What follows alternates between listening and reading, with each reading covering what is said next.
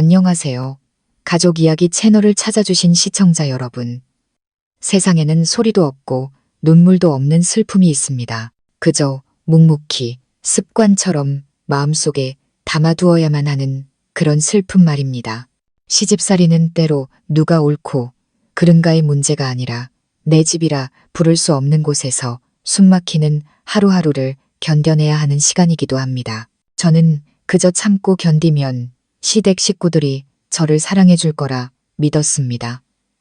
제가 노력하면 언젠가는 알아줄 거라고 생각했습니다. 하지만 시어머니께서 친정에 가는 것마저 금지하셨을 때 저는 깨달았습니다. 보이지 않는 선이라는 게 존재하고 침묵할수록 그 선은 저를 더 멀리 밀어낸다는 것을요. 저는 옳지 않았습니다. 원망도 하지 않았습니다. 저는 그저 묵묵히 저희 부모님을 시댁 바로 옆 작은 별장으로 모셔왔습니다. 그리고 그 사실을 알게 된 시댁 식구들은 모두 경악을 금치 못했죠. 제 이름은 이서연, 올해 32살입니다. 결혼 6년 차에 4살 된 아들 하나가 있고 지금은 둘째를 임신한 지 7개월째입니다. 남편 민준 씨는 부동산 업계에서 뼈대 있는 집안의 장남입니다. 결혼과 동시에 저는 경기도 외곽에 있는 3층짜리 호화로운 단독주택에서 시부모님 그리고 막내 시동생 부부와 함께 살았습니다. 남들이 보기엔 재벌가 며느리니 마냥 행복할 거라고 생각했겠죠.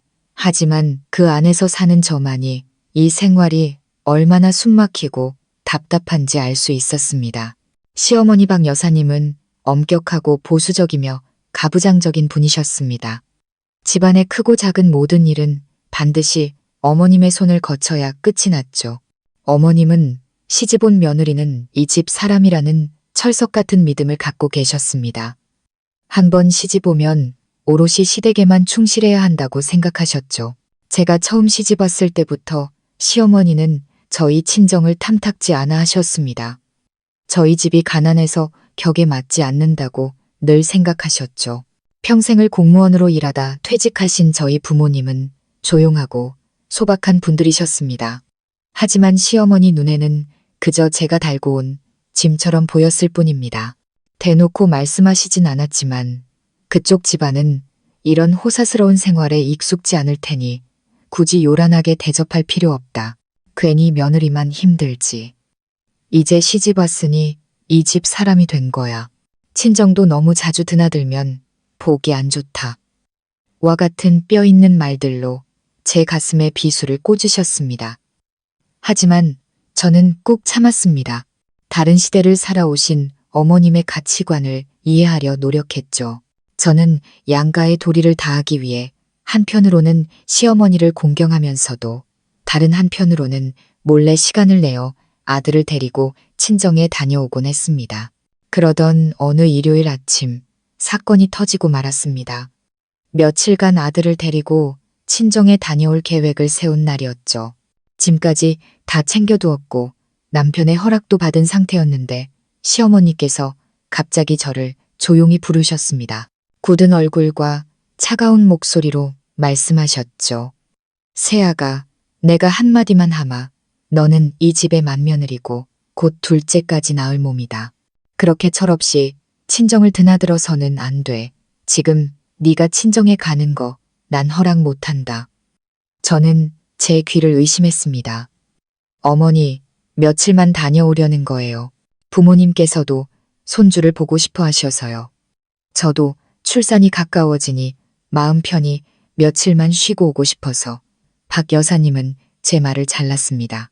출산이 가까우니 더더욱 집에 있으면서 남편과 아이를 챙겨야지. 내가 말했지. 친정 문제는 네가 알아서 선을 지켜야 한다고. 이만큼 해줬으면 됐지. 더는 바라지 마라. 목이 꽉 메어왔습니다. 저는 울지도 따지지도 않고 조용히 고개를 끄덕였습니다. 하지만 마음속에서는 작은 불씨가 타오르기 시작했습니다. 친정에 가지 못해서가 아니라 저희 가족을 무시하는 그 태도에 화가 났습니다. 마치 저희 부모님은 딸과 손주를 만날 권리조차 없는 사람처럼 취급하는 그 방식에 분노했습니다. 평생을 희생하며 저를 키워주신 저희 엄마가 제 인생에서조차 이방인 취급을 받아야 한다는 사실이 참을 수 없었습니다. 그날 밤 남편 옆에 누워 조용히 물었습니다. 만약 언젠가 나와 어머니 사이에서 한 명을 선택해야 한다면 당신은 누굴 선택할 거야? 민준 씨는 잠시 멈칫하더니 저를 보며 한숨을 쉬었습니다. 왜 그런 걸 물어봐? 당신도 어머니 성격 알잖아. 원래 그런 분이시지만 내가 중간에서 노력하고 있잖아. 당신이 조금만 참아줘. 일 크게 만들지 말고. 저는 말없이 돌아누웠습니다. 결혼 생활 내내 남편은 저를 지켜주는 대신 침묵을 선택했습니다. 어쩌면 이제 저도 누구의 보호도 필요로 하지 않는 법을 배워야 할 때가 온 것인지도 몰랐습니다. 2주 후 제 생각을 완전히 바꿔놓는 사건이 일어났습니다. 아버지가 가벼운 뇌졸중으로 쓰러져 일주일 가까이 입원하셨습니다. 어머니는 떨리는 목소리로 전화를 하셨죠. 서연아, 아빠가 많이 안 좋으시다. 이번엔 정말 무서워. 그 말을 듣는 순간 손발이 차가워졌습니다. 전화를 끊고 시어머니께 아버지 병문안을 다녀오겠다고 말씀드리려던 찰나 어머님은 제 가슴에 못을 박는 한마디를 던지셨습니다. 아버님이 아프신 건 그쪽 어머님이 챙기시겠지. 너는 임신한 몸으로 괜히 왔다 갔다 하지 마라. 그러다 무슨 일이라도 생기면 누가 책임질 거니. 저는 깨달았습니다. 시어머니 눈에 친정일은 더 이상 저와 아무 상관없는 일이었습니다. 그래서 저는 조용히 차를 빌려 혼자 병원으로 향했습니다. 그리고 제 마음속에서는 한 가지 계획이 세워지기 시작했습니다. 친정에 갈 수 없다면 친정을 내 곁으로 가져오면 되지 않을까? 한 달 뒤 저는 부모님께 조심스럽게 말씀드렸습니다.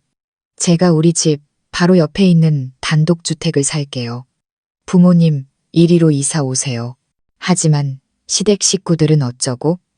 어머니는 걱정하셨습니다. 걱정 마세요. 제가 다 알아서 할게요. 이제 그 누구도 엄마 아빠가 딸 만나는 걸 막을 수 없을 거예요. 부모님은 걱정스러운 눈으로 저를 바라보셨지만 더 이상 눈물만 흘리던 약한 딸이 아니라는 것을 아시는 듯 했습니다. 저는 진정으로 강해지고 있었습니다. 다만 그 결정이 누구도 예측하지 못한 파장을 몰고 올 줄은 꿈에도 몰랐습니다. 시댁이 살고 있는 곳은 고급 주택단지로 집집마다 정원이 딸려 있고 보안이 철저했습니다. 예전에 시아버지께서 바로 옆 부지가 프로젝트 확장 구역이라 아직 분양 전이라는 말씀을 하셨던 게 기억났습니다. 저는 대담한 생각을 품었습니다. 만약 건설사에 있는 옛 지인을 통해 저 부지를 살 수 있다면 부모님을 위한 집을 지을 수 있을 텐데 많은 사람들이 미친 짓이라고 생각할 겁니다. 시댁과 함께 사는 며느리가 바로 옆집의 친정 부모님을 모셔온다니 이건 전쟁을 선포하는 것과 다름없었죠. 하지만 저는 싸우기 위해 이러는 게 아니었습니다. 저는 단지 딸로서의 제 권리를 지키고 싶었을 뿐입니다. 임신 기간은 예민한 시기였지만 동시에 가장 이성적인 판단을 할 수 있는 때이기도 했습니다. 저는 몰래 건설사에 다니는 김 부장님께 연락해 옆집 부지를 매입할 수 있도록 다리를 놓아달라고 부탁했습니다. 운이 좋게도 저는 시세보다 좋은 가격에 부지를 매입했고 제가 원하는 스타일로 시공 지원까지 받을 수 있었습니다. 저는 그동안 모아둔 적금과 결혼할 때 부모님께서 주신 돈을 합쳤습니다. 대출 없이 집 한 채를 온전히 살 수 있는 적지 않은 금액이었죠. 이 모든 일은 남편은 물론 시댁 식구들 모르게 진행되었습니다.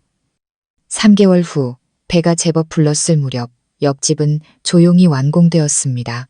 저는 따로 건축가를 고용해 부모님의 생활 방식에 맞게 소박하고 아늑한 스타일로 디자인을 부탁했습니다. 그동안 저는 예전 직장 프로젝트를 돕는다는 핑계로 아침 일찍 나가 밤늦게 들어오곤 했습니다. 시어머니는 당연히 못마땅해 하셨지만 제가 여전히 예의를 지키고 집안일을 소홀히 하지 않으니 마지못해 넘어가 주셨습니다. 저는 새집이 완공되던 그날 오후를 뚜렷이 기억합니다. 부모님을 모시고 갓 페인트 칠을 마쳐 향긋한 냄새가 나는 집으로 들어섰습니다.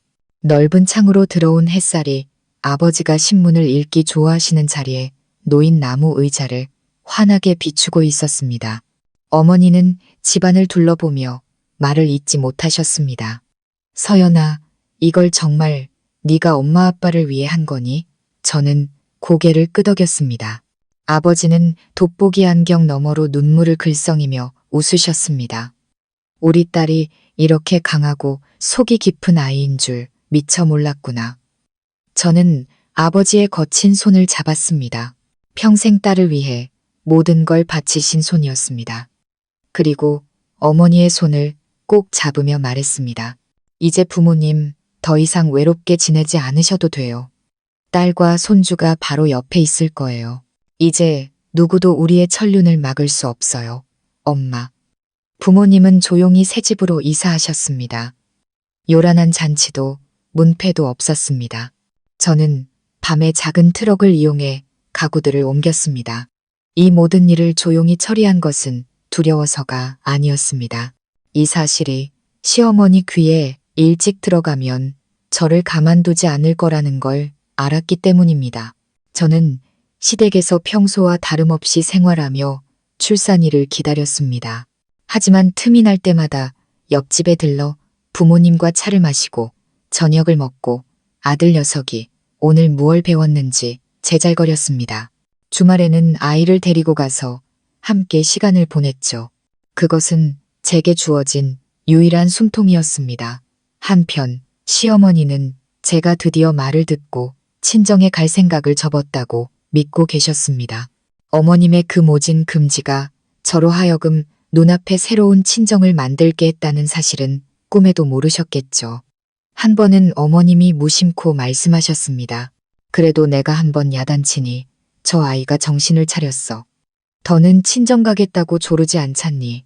온 가족이 웃었지만 저는 입술만 깨물었습니다. 반박하지 않았지만 제 눈에는 숨길 수 없는 씁쓸함이 스쳤습니다. 그리고 운명의 날이 왔습니다. 저는 초봄에 예쁜 딸을 낳았습니다. 시어머니는 집에 산후도우미도 있고 식구들도 많으니 굳이 큰 병원에 갈 필요 없이 집에서 몸조리를 하라고 하셨습니다. 다행히 모든 것이 순조로웠고 저는 산모와 아이 모두 건강하게 퇴원했습니다. 제가 아이를 안고 집에 온 날 저희 부모님께서 찾아오셨습니다. 어머니는 손녀를 안고 아버지는 옆에서 아이를 어르셨죠. 저는 부모님을 시댁 본체가 아닌 두 분이 2달 넘게 살아오신 바로 옆집으로 모셨습니다.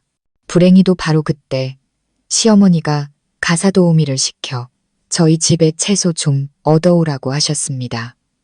잠시 후 가사도우미는 하얗게 질린 얼굴로 돌아왔습니다. 사모님, 옆집에 낯선 분들이 계세요. 낯선 사람, 시어머니가 미간을 찌푸리셨습니다. 그 집 누가 샀다고 했지? 아직 빈집 아니었나? 잘 모르겠어요. 그런데 어떤 할머니가 아기를 안고 계시는데 꼭 사모님 사돈어른 같았어요. 예전에 우리 집에 오셨던 분이랑 똑같이 생겼어요. 할아버지도 계셨고요. 박 여사님의 얼굴이 굳어졌습니다. 뭐라고? 어느 집 사돈? 가사도우미가 작은 목소리로 답했습니다. 서연 씨, 부모님이요. 시어머니의 얼굴색이 순식간에 변했습니다. 어머님은 지체 없이 옆집으로 향했습니다. 제가 딸을 안고 있고 어머니는 막 아이를 재우셨으며 아버지는 찻상을 정리하고 계셨습니다. 박 여사님을 본 순간 집안의 공기는 팽팽한 활시위처럼 긴장감에 휩싸였습니다. 사부인. 어머니가 조심스럽게 불렀습니다. 박 여사님은 불이라도 뿜을 듯한 눈으로 집안을 훑어보셨습니다. 여긴 누구 집이냐? 저는 허리를 꼿꼿이 펴고 아이를 안은 채 대답했습니다. 제 집이에요. 제가 부모님께 사드린 집입니다. 박 여사님은 눈을 부릅떴습니다. 다시 말해봐라. 제 집입니다. 제 돈으로 샀어요. 저희 부모님은 이제 여기서 손주들 곁에서 딸 곁에서 사실 겁니다. 네가 감히 온 식구를 속이고 이런 짓을 벌여? 이 시어미는 안중에도 없다는 거냐? 저는 어머님을 똑바로 쳐다보며 침착하게 말했습니다. 숨긴 게 아닙니다. 어차피 허락받을 수 없는 일이라는 걸 알았을 뿐입니다. 저는 저희 부모님의 딸이고 이 아이들의 엄마입니다. 제 아이들이 외가 없이 자라게 할 수는 없습니다. 그리고 이 아이가 독단적인 금지령으로 가족이 분열되는 집에서 자라게 하고 싶지도 않습니다. 방 안은 깊은 침묵에 잠겼습니다. 시어머니는 돌처럼 굳어서 계셨습니다. 그리고는 아무 말 없이 돌아서 나가셨습니다. 저는 그 뒷모습을 보며 더 이상 분노를 느끼지 않았습니다. 마치 오랫동안 손목을 올가매던 밧줄이 풀린 듯 가벼운 해방감마저 들었죠. 저는 알았습니다. 이 지진은 이제 막 시작되었을 뿐이라는 것을요. 다음 날 아침 시어머니가 아무 말 없이 옆집을 나섰던 그 밤이 지나고 저는 무슨 일이 벌어질지 예상하고 있었습니다. 예상대로 오전 10시가 채 되기도 전에 남편 민준 씨가 심각한 얼굴로 방에 들어왔습니다. 어머니가 가족회의를 소집하셨어. 지금 바로. 저는 마침 기저귀를 갈고 있었고 큰아들 녀석은 책상에서 색칠놀이를 하고 있었습니다. 저는 민준 씨를 바라보며 잔물결 하나 잃지 않는 눈빛으로 말했습니다. 회의라면 해야죠. 옷 좀 갈아입을게요. 남편이 한숨을 쉬었습니다. 왜 나한테 미리 말하지 않았어? 이렇게 큰일을 벌여놓고 내가 마지막으로 알게 되다니. 저는 대답하지 않았습니다. 어떤 일들은 굳이 설명이 필요 없었습니다. 과거가 이미 모든 것을 설명해 주었으니까요. 제가 편들어줄 사람이 필요할 때마다 그는 늘 침묵을 택했습니다. 그렇다면 오늘 저는 행동을 택하기로 했습니다. 10분도 채 되지 않아 저는 딸을 안고 아들 손을 잡고 거실로 내려갔습니다. 온 가족이 모여 있었습니다. 시아버님은 중앙에 앉아 계셨고 평온한 얼굴 뒤에 무언가 다른 감정이 숨겨져 있었습니다. 시어머니는 그 옆에 앉아 염주를 꽉 쥔 채 저를 뚫어지게 쳐다보고 계셨습니다. 막내 시동생 부부도 맞은편 소파에 조용히 앉아 있었습니다. 처음 1분간 아무도 말을 꺼내지 않았습니다. 저는 조용히 자리에 앉아 딸을 옆에 있는 아기 바구니에 내려놓고 시아버님을 바라보았습니다. 아버님이 먼저 입을 여셨습니다. 목소리는 낮았지만 단호했습니다. 어제 내 어머니에게 들었다. 내 친정 부모님께서 우리 집 옆으로 이사 오셨다는 이야기 말이다. 저는 고개를 끄덕였습니다. 네, 아버님, 제가 사들인 집입니다. 내 돈으로 산 것이냐? 네, 누구에게도 손 벌리지 않았습니다. 시아버님은 저를 잠시 바라보시더니 더는 묻지 않고 가볍게 고개를 끄덕이셨습니다. 하지만 곧바로 시어머니의 목소리가 높아졌습니다. 돈이 문제가 아니다. 이건 자격과 도리의 문제야. 네가 한 짓이 옳다고 생각하느냐? 온 가족을, 내 남편까지 감쪽같이 속이고 친정부모를 바로 옆집에 들여. 이 집이 시장통인 줄 알아? 저는 어머님을 향해 여전히 작은 목소리로 말했습니다. 숨긴 게 아닙니다. 미리 말씀드리면 어머님께서 반대하실 걸 알았고 저는 이 일을 하지 않을 수 없었습니다. 아버지는 뇌졸중으로 쓰러지셨고 저는 만삭의 몸으로 누구 하나 돌봐줄 사람 없었습니다. 어머님의 금지령 때문에 친정에도 갈 수 없었고요. 그렇다면 제가 친정을 가까이로 모셔오는 게 그렇게 잘못된 일인가요? 괘씸한 것. 시어머니는 분노에 차 책상을 내리치셨습니다. 여기는 박씨 집안의 본가다. 어디 외부 사람이 발을 들여 누가 허락했지. 저는 딸아이의 담요를 살짝 움켜쥐면서도 평정심을 잃지 않았습니다. 어머니, 저는 부모님을 이 집에 모신 게 아닙니다. 같이 살자고 한 것도 한솥밥을 먹자고 한 것도 아닙니다. 그분들은 단지 옆에 있는 그분들의 집에 사실 뿐입니다. 어머님은 외부 사람이라고 하시지만 그분들은 저를 낳아주신 분들입니다. 만약 그분들이 손주를 만날 권리가 없다면 그건 도리에 맞는 일일까요? 방 안의 공기는 무겁게 가라앉았습니다. 시아버님은 침묵하셨고 민준 씨는 고개를 숙인 채 말이 없었습니다. 저는 놀라지 않았습니다. 그는 언제나 그랬으니까요. 막내 시동생이 조심스럽게 입을 열었습니다. 형수님 말씀도 아주 틀린 건 아닌 것 같아요. 어차피 분가한 것도 아닌데 처가 어른들이 근처에 사신다고 해서 본가에 큰 영향이 있을 것 같지도 않고요. 게다가 할아버지, 할머니께서 손주 보고 싶어 하시는 건 당연한 거잖아요. 시어머니는 분노에 찬 눈으로 막내 아들을 쏘아보았습니다. 너는 그에 편들지 마라. 집안마다 규칙이 있는 법이다. 모두가 이렇게 제멋대로 군다면 이 집안 꼴이 뭐가 되겠느냐. 우리 집은 이 가문의 종갓집이다. 이런 선례를 남길 수는 없어. 저는 어머님이 두려워하는 것이 무엇인지 알았습니다. 맏며느리인 제가 이런 일을 벌이면 나중에 시집올 다른 며느리들도 똑같이 행동할까봐 두려워하는 것이었습니다. 어머님은 제가 집을 산 것이 아니라 당신의 통제권을 잃는 것을 두려워하고 계셨습니다. 저는 잠든 딸을 내려다보고는 고개를 들어 조용히 말했습니다. 어머님 걱정 이해합니다. 하지만 저에게도 저만의 이유가 있습니다. 제 아이들이 친가와 외가를 차별하는 환경에서 자라게 하고 싶지 않습니다. 시댁은 당연하고 친정은 금지되는 그런 환경 말입니다. 가족 간의 사랑은 서열로 재단해서는 안 된다고 생각합니다. 네가 지금 이 어미를 가르치려 드는 게냐? 시어머니가 으르렁거렸습니다. 저는 어머님의 눈을 똑바로 바라보았습니다. 아닙니다, 어머니. 저는 그저 너무 오랫동안 침묵하며 참아왔던 진심을 말씀드리는 것뿐입니다. 방 안은 다시 침묵에 잠겼습니다. 이번에는 충격으로 인한 침묵이었습니다. 그때 시아버님의 목소리가 낮지만 날카롭게 울렸습니다. 집을 산 것은 이미 벌어진 일이다.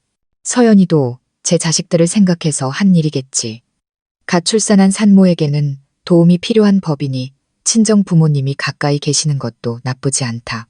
문제는 내 행동 방식이다. 이렇게 큰일을 벌이면서 누구에게도 알리지 않고 상의조차 하지 않은 것. 그건 예의에 어긋난 행동이다. 저는 가볍게 고개를 끄덕였습니다. 죄송합니다, 아버님. 하지만 그날 제가 미리 말씀드렸다면 저희 부모님은 여전히 고향에 계시고 저는 만삭의 몸으로 부모님 한번 뵙겠다는 이유만으로 꼬지람을 듣고 있었을 겁니다. 시아버님은 한숨을 쉬셨습니다. 민준 씨는 여전히 말이 없었습니다. 제가 남편을 보며 마음속으로 물었습니다. 당신 생각은 어때요? 민준 씨가 고개를 들었습니다. 눈가가 붉었습니다. 아마 이렇게까지 제가 단호한 모습을 본 것은 처음이었을 겁니다. 그가 머뭇거리며 말했습니다. 일은 이미 벌어졌으니 처가 어른들이 가까이 계시는 것도 괜찮을 것 같아요. 하지만 앞으로는 이렇게 큰 일은 혼자 결정하지 않았으면 좋겠어. 저는 씁쓸하게 웃었습니다. 혼자 결정했다고요? 그동안 제가 혼자 참고 혼자 감당해야 했던 수많은 일들은 당신이 아무것도 결정하지 않았기 때문 아니었나요? 시어머니는 분노에 차 벌떡 일어나셨습니다. 결국 내 아들까지 저 애 편을 드는구나. 좋다. 그럼 너희들끼리 잘 살아봐라. 이 집 일에 나는 더 이상 관여하지 않겠다. 어머님은 방으로 들어가 문을 세게 닫으셨습니다. 그 소리에 따라 이가 놀라 울음을 터뜨렸습니다. 저는 아이를 안고 달래면서 가슴이 아팠지만 조금도 후회하지 않았습니다. 결혼 6년 만에 처음으로 저는 더 이상 두렵지 않다고 느꼈습니다. 가족회의는 침묵 속에서 끝났습니다. 앞으로 어떤 일이 닥칠지 알 수 없었지만 한 가지는 확실했습니다. 오늘 이후로 시댁 식구들은 더 이상 저를 순종적인 며느리로 보지 않을 거라는 것. 저는 그 역할에서 조용하지만 단호하게 벗어났습니다. 그리고 그날 이후 시댁이라는 견고한 성벽에 보이지 않는 균열이 생기기 시작했습니다. 아무도 말하지 않았지만 모두가 느낄 수 있었습니다. 무언가 예전 같지 않다는 것을요. 가족회의가 있은 지 사흘이 지났지만 시댁 식구 누구도 옆집 별장 이야기를 다시 꺼내지 않았습니다. 꾸짖음도 비난도 없었습니다. 모든 것이 침묵에 잠겨 있었죠. 그리고 바로 그 침묵이 저를 불안하게 했습니다. 평소 식사 시간마다 목소리를 높이시던 시어머니는 이상할 정도로 말이 없으셨습니다. 제가 외부인을 옆집에 들였다는 사실에 대해 어떠한 잔소리도 비난도 하지 않으셨습니다. 심지어 평소처럼 쏘아보는 눈길조차 없었죠. 그 속을 알 수 없는 눈빛이 오히려 저를 더 긴장하게 했습니다. 아침마다 차를 마시고 염주를 돌리는 모습은 여전했지만 저는 그 평온한 표정 아래 거대한 파도가 일고 있음을 직감했습니다. 저는 경계 태세를 늦추지 않았습니다. 남편 민준 씨는 여전했습니다. 그날 회의 이후 그는 저를 피하는 듯한 태도를 보였습니다.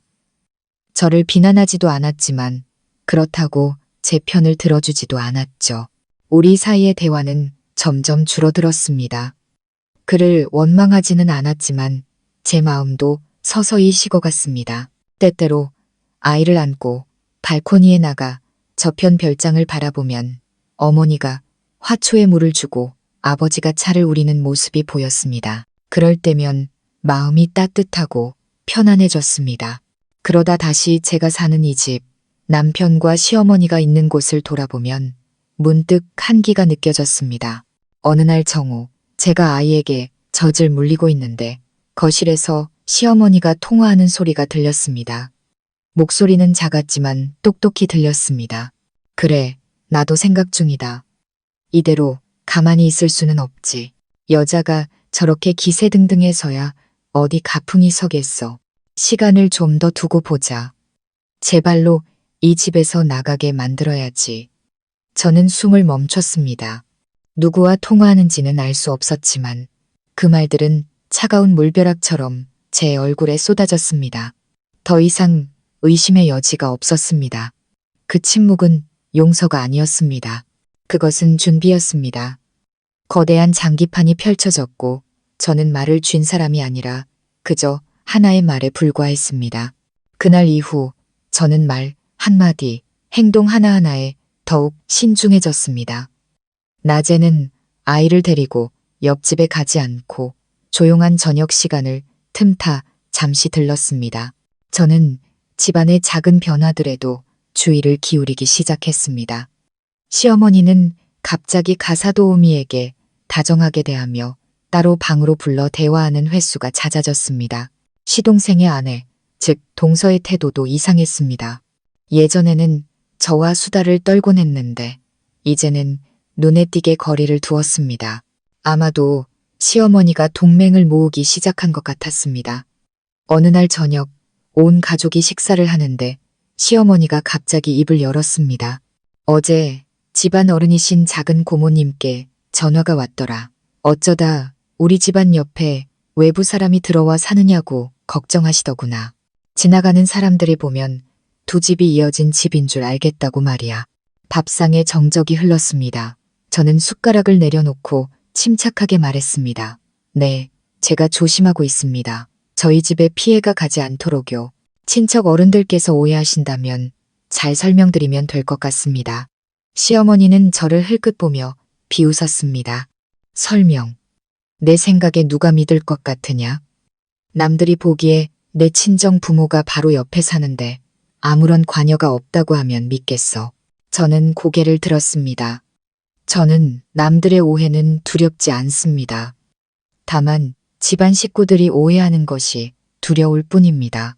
저희 부모님은 조용하고 점잖게 살고 계시고 저는 시댁돈 한 푼 받아서 부모님을 챙겨드린 적 없습니다. 그런데 왜 부끄러워해야 하죠? 분위기는 순식간에 얼어붙었습니다. 민준 씨가 제 밥그릇에 고기 반찬을 올려주며 분위기를 풀어보려 했지만 이미 아무런 의미가 없었습니다. 남자가 행동으로 아내를 지켜주지 못할 때 그런 작은 위로는 찢어진 옷을 꿰매는 임시방편에 불과했습니다. 식사 후 저는 아이를 데리고 방으로 올라갔습니다. 한밤중에 아이가 배앓이를 하는지 울기 시작했습니다. 저는 아이를 안고 달래느라 땀을 뻘뻘 흘렸습니다. 민준 씨는 옆에서 뒤척이기만 할 뿐 일어나지 않았습니다. 그를 탓하지 않았습니다. 첫째 때부터 그의 습관이었으니까요. 저는 아이를 안고 발코니로 나갔습니다. 시원한 밤바람을 쐬자 아이가 조금 진정되었습니다. 옆집 별장을 보니 아직 불이 켜져 있었습니다. 아마 어머니가 주무시지 않은 모양이었습니다. 문득 눈물이 왈칵 쏟아질 것 같았습니다. 언제부터였을까요? 친정이 제게 가장 안전한 피난처가 된 것이. 판단받지 않고 기댈 수 있는 곳, 약한 모습을 보여도 귀찮은 여자, 취급받지 않는 곳 말입니다. 며칠 후 민준 씨가 갑자기 제안을 했습니다. 우리 분가해서 나가는 건 어때? 집에 식구들도 많고 생활하기 불편하잖아. 마침 친구가 이 근처에 아파트를 내놨는데 거기로 이사 가면 조용하고 편할 것 같아. 저는 그를 뚫어지게 쳐다보았습니다. 당신 말은 나더러 이 집에서 나가라는 뜻이야? 그런 게 아니야. 그가 당황하며 말했습니다. 어머니가 언짢아 하시고 당신도 스트레스 받으니까 따로 사는 게 더 나을 것 같아서 그래. 저는 씁쓸하게 웃었습니다. 스트레스를 주는 건 당신 어머니인데 물러나야 하는 건 왜 나여야 하죠? 민준 씨는 침묵했습니다. 저는 아이를 안고 일어섰습니다. 아니요. 저는 어디에도 가지 않을 거예요. 저는 잘못한 게 없어요. 그저 딸로서, 엄마로서 제 도리를 다했을 뿐이에요. 누군가가 제 가족의 존재를 인정하지 않는다는 이유만으로 제가 속한 곳에서 스스로 물러나지는 않을 겁니다. 그날 밤 우리 부부는 더 이상 대화하지 않았습니다. 저는 시어머니가 이제 심리적인 압박을 가하기 시작했다는 것을 알았습니다. 제가 이 집에서 이방인처럼 느끼게 만든 다음 다른 사람의 입을 빌려 저를 교묘하게 밀어내려는 속셈이었죠. 하지만 어머님은 한 가지를 잊으신 것 같았습니다. 저는 더 이상 과거처럼 고개만 숙이던 순종적인 며느리가 아니라는 것을요. 일주일이 지났습니다. 숨막히는 긴장감 속에서 누구도 더 이상 제 부모님에 대한 이야기를 꺼내지 않았지만 모두가 시어머니가 무언가 꾸미고 있다는 것을 느낄 수 있었습니다. 그 며칠 동안 어머님은 이상할 정도로 조용했습니다. 화를 내지도 꾸짖지도 않았지만 친척들에게 자주 전화를 걸거나 만남을 가진 뒤 집에 돌아와서는 깊은 한숨을 쉬며 생각에 잠긴 표정을 지으셨습니다. 저는 어머님이 쉽게 포기할 분이 아니라는 것을 잘 알았습니다. 그 고요함은 폭풍전의 고요함일 뿐이라는 것을 직감했습니다. 그리고 운명의 아침이 밝았습니다. 그날은 일요일이었고 시아버님께서 손녀의 100일 기념으로 가족 식사를 하자고 하셔서 온 가족이 모여 있었습니다. 저는 아이를 돌보고 음식을 준비하느라 정신이 없었습니다. 정오 무렵 식탁에 음식이 차려지자 시어머니가 자리에서 일어나 젓가락으로 그릇을 가볍게 두드리며 모두의 이목을 집중시켰습니다. 모두가 조용해지자 어머님의 목소리가 또렷하게 울려 퍼졌습니다. 오늘 내가 중대 발표를 하나 하겠다. 내가 내 아버님과 상의했는데 우리 가족은 이 집을 팔고 교회로 이사하기로 했다. 거기는 공기도 맑고 조용해서 내 아버님 건강에도 좋고 나 같은 노인들이 살기에도 편할 것 같구나. 저는 그 자리에 얼어붙었습니다. 저뿐만 아니라 민준 씨와 시동생 부부도 놀라 서로를 쳐다보았습니다. 시아버님은 가볍게 헛기침을 하시더니 고개를 끄덕이며 말씀하셨습니다. 내 어머니 말이 맞다. 우리도 이제 좀 더 편안하고 조용한 공간이 필요해. 주변의 소란이나 구설수에 얽매이지 않는 곳 말이다. 저는 입술을 깨물었습니다. 구설수라니, 소란이라니. 이 집을 괴롭히는 것은 박 여사님 당신의 의심과 집착 외에는 아무것도 없는데 말입니다. 이것은 명백한 계략이었습니다. 어머님은 저를 똑바로 쳐다보며 처음으로 부드럽게 웃으셨습니다. 너도 평온한 삶을 바랄 테니 내가 기회를 주마. 너와 내 남편이 이 집을 맡아라. 우리 늙은이들은 이제 조용한 곳으로 가고 싶구나. 모든 것을 너희에게 남겨주겠다. 저는 제 귀를 믿을 수 없었습니다.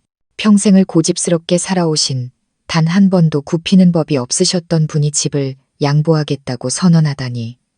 어머님이 그렇게 좋은 분일 리가 없었습니다. 민준 씨가 놀라서 물었습니다.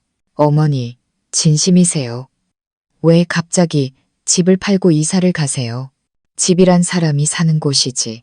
나는 집이 크든 작든 상관없다. 그저 그 안에 사는 사람들이 서로 이해하며 사는 게 중요하지. 이렇게 긴장감 속에서 각자 제멋대로 살 바에는 차라리 떨어져 사는 게 낫다. 저는 어머님을 보며 그 목소리에 숨겨진 냉혹함을 느꼈습니다.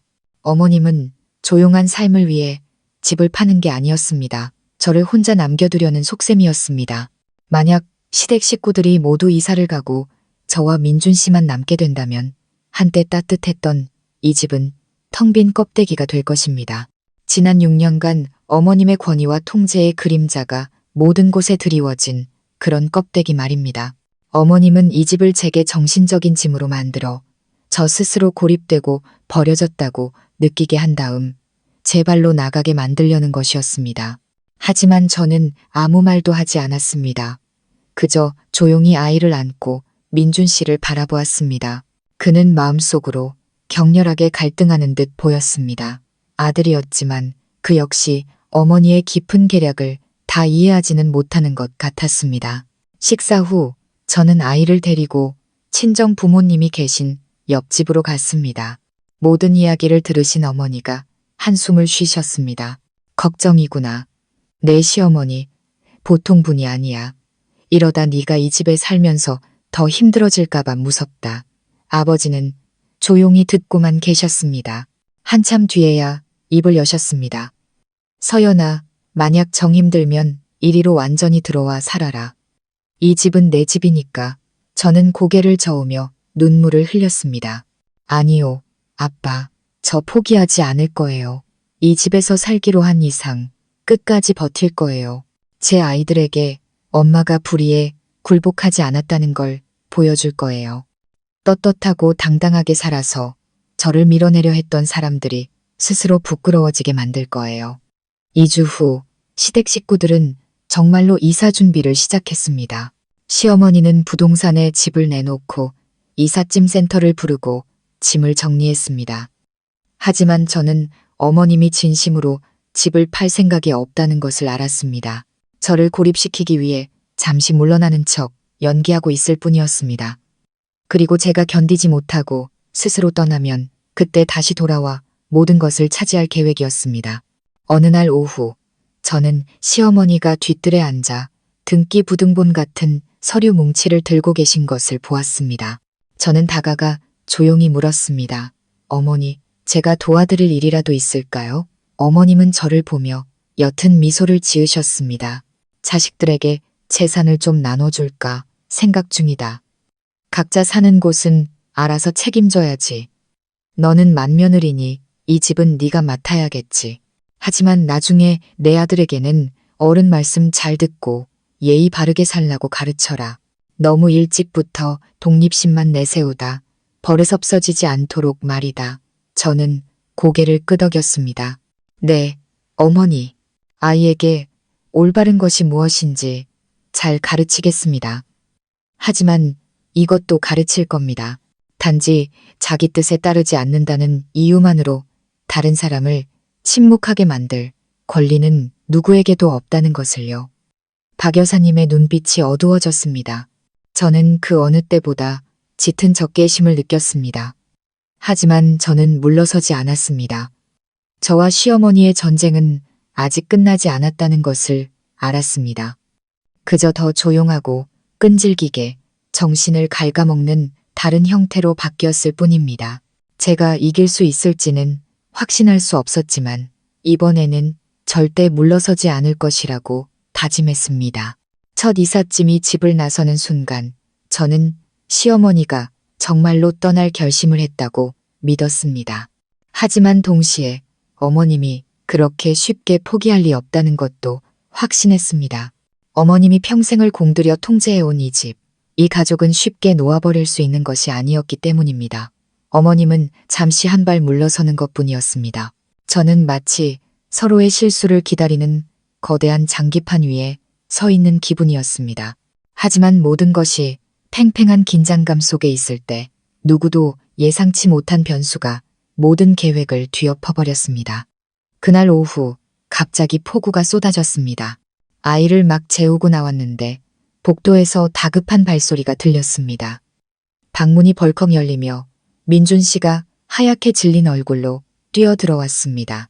서연아, 어머니가 쓰러지셨어. 아버지가 지금 병원 응급실로 모시고 갔대.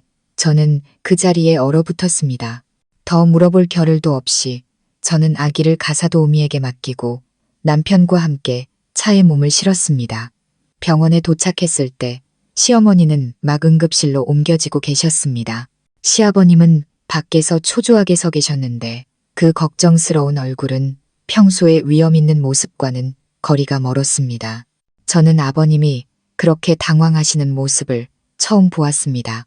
아버님은 떨리는 손으로 친척들에게 전화를 걸면서도 눈은 응급실 문에서 떼지 못하셨습니다. 어머니는 왜 쓰러지신 거예요? 제가 숨을 헐떡이며 물었습니다. 시아버님이 작게 대답하셨습니다. 아까 오후에 내 어머니가 누구랑 통화를 하더니 갑자기 소리를 한 번 지르고는 방에서 쓰러졌다. 조금만 늦었어도 큰일 날 뻔했어. 저는 차가운 응급실 문을 바라보며 마음이 복잡해졌습니다. 비록 저를 모질게 대하셨고 온갖 계략을 꾸미셨지만 시어머니는 제 남편을 낳아주신 분이고 제 아이들의 할머니였습니다. 그 순간 저는 모든 원망을 잊고 어머님의 무사한 일만을 빌었습니다. 2시간 가까이 기다린 끝에 의사가 나왔습니다. 다행히 갑작스러운 혈압 상승으로 인한 가벼운 뇌졸중이었습니다. 하지만 신경에 약간의 손상이 있을 수 있어 경과를 더 지켜봐야 한다고 했습니다.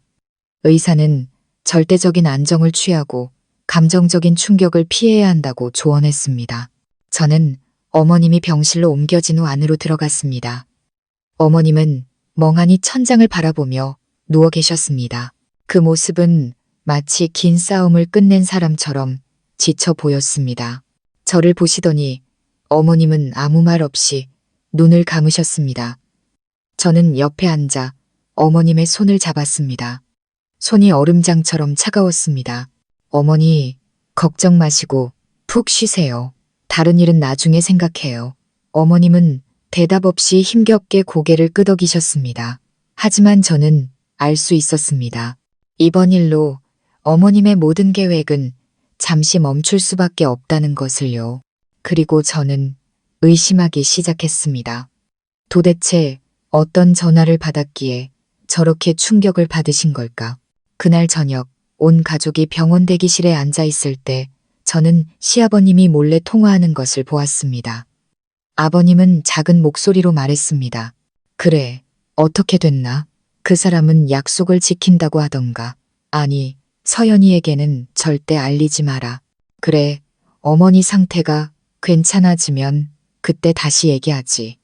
저는 뒤에서 그 말을 듣고 심장이 쿵 내려앉았습니다. 서연이에게는 알리지 마라. 는 말이 차가운 물벼락처럼 느껴졌습니다. 저는 아버님이 자리를 뜨시길 기다렸다가 잠든 시어머니 곁으로 돌아왔습니다. 아버님의 말이 계속 귓가에 맴돌았습니다. 무언가 거대한 비밀이 숨겨져 있었습니다. 별장 문제도 제가 부모님을 모셔온 문제도 아니었습니다. 그보다 더 큰 제가 알면 안 되는 가족의 비밀이었습니다. 그날 밤 저는 잠을 이루지 못했습니다. 결혼 생활 동안의 기억들을 하나씩 되짚어 보았습니다. 작은 기억의 조각들, 무심코 뱉었던 말들, 이상했던 행동들. 그러다 문득 한 가지 일이 떠올랐습니다. 3년 전 큰아들이 막 돌이 지났을 무렵 저는 부엌에서 시어머니가 통화하는 것을 우연히 들었습니다. 그 여자가 자기가 모르는 줄 아나 본데 내가 이 집안을 생각해서 잠자코 있는 거지. 만약 다시 나타나기만 해봐. 그때는 그저 먼 친척 얘기를 하시는 줄 알았습니다. 하지만 오늘 어머님을 쓰러지게 만든 그 통화와 무언가 비슷한 느낌을 받았습니다. 아마도 그 비밀은 아주 오래전부터 존재했고 제가 알아채지 못했을 뿐인지도 모릅니다. 저는 조용히 진실을 파헤치기 시작했습니다. 이틀 후 시어머니의 상태가 조금 나아졌을 때 저는 죽과 과일을 사들고 병원을 찾았습니다. 어머님은 조용히 저를 바라보셨습니다. 저는 말없이 죽을 떠서 어머님께 드렸습니다. 그런데 뜻밖에도 어머님이 먼저 입을 여셨습니다. 너 당분간 옆집 별장에 가 있어라. 내가 쉬는 동안은 아무도 방해하지 않았으면 좋겠다. 저는 고개를 들어 어머님을 보았습니다. 제가 방해되는 건 아니지만 만약 어머니께서 저 때문에 힘드시면 잠시가 있겠습니다. 어머님은 가만히 눈을 감으셨습니다. 내가 힘든 건 너 때문이 아니다. 그 말에 저는 충격을 받았습니다. 어머님이 솔직한 감정을 인정한 것은 이번이 처음이었습니다. 저는 조심스럽게 물었습니다. 그럼 그날 받으신 전화 때문이세요? 그 사람이 어머니께 무슨 말을 했나요? 어머님은 저를 탐색하듯 쳐다보시더니 이내 고개를 돌리셨습니다. 너와는 상관없는 일이다. 내가 알아서 할 거다. 저는 고개를 끄덕였지만 마음속으로는 진실을 밝히겠다고 다짐했습니다. 집에 돌아와 저는 남편 방에 있는 낡은 서류들을 뒤지기 시작했습니다. 언젠가 민준 씨가 아버지의 부동산 회사 서류 뭉치를 두고 간 적이 있었습니다. 그때는 무심코 넘겼지만 지금은 달랐습니다. 저는 책장을 뒤졌습니다. 그리고 놀랍게도 그 서류 뭉치 사이에서 비밀스러운 계약서 한 장을 발견했습니다. 저희 집 바로 옆 별장을 처음으로 구매하려 했던 사람은 제가 아니었습니다. 저는 계약서에 적힌 이름을 보고 그 자리에 얼어붙었습니다. 윤지수, 누구인지 몰랐습니다. 하지만 한 가지는 확실했습니다. 윤지수라는 그 여자는 시아버지와 관련이 있다는 것. 저보다 먼저 그 땅을 처리할 권한이 있는 사람은 아버님 뿐이었기 때문입니다. 그렇다면 왜 그 계약은 성사되지 않았을까요? 그리고 왜 시어머니는 그 전화 한 통에 쓰러지신 걸까요? 진실은 단순한 고부 갈등이 아니었습니다. 저는 우연히 다른 비밀의 문을 건드린 것이었습니다. 만약 제가 그 비밀을 알게 된다면 시댁 전체가 뒤흔들릴지도 모르는 그런 비밀을 말입니다. 윤지수라는 이름이 적힌 계약서를 든 제 손이 떨렸습니다. 이 여자는 누구일까? 왜 우리 집 바로 옆 별장을 사려고 했을까? 그리고 무엇보다 늘 과묵하고 점잖으셨던 시아버님은 왜 이 사실을 숨기려 하셨을까? 저는 그 의문을 품고 일주일을 보냈습니다. 남편에게도 시어머니에게도 말하지 않았습니다. 제 손으로 직접 진실을 찾고 싶었습니다. 그리고 진실은 생각보다 빨리 제게 다가왔습니다. 어느 월요일 아침 아이에게 젖을 물리고 있는데 낯선 번호로 전화가 걸려왔습니다. 여보세요? 수화기 너머로 부드럽지만 단단한 여성의 목소리가 들렸습니다. 안녕하세요. 저는 윤지수라고 합니다. 아마 저를 찾고 계셨을 것 같아서요. 저는 그 자리에 얼어붙었습니다. 화면에 뜬 발신자 이름을 보며 마음이 복잡해졌습니다. 네, 누구시라고요? 제가 예전에 그 별장을 사려던 사람입니다. 하지만 모든 게 중단됐죠. 누구를 탓하려는 건 아닙니다. 그저 한번 만나 뵙고 싶어서요. 모든 걸 말씀드리고 저는 떠나겠습니다. 저는 잠시 망설였지만 이내 승낙했습니다. 우리는 집에서 차로 10분 거리에 있는 작은 카페에서 만나기로 했습니다.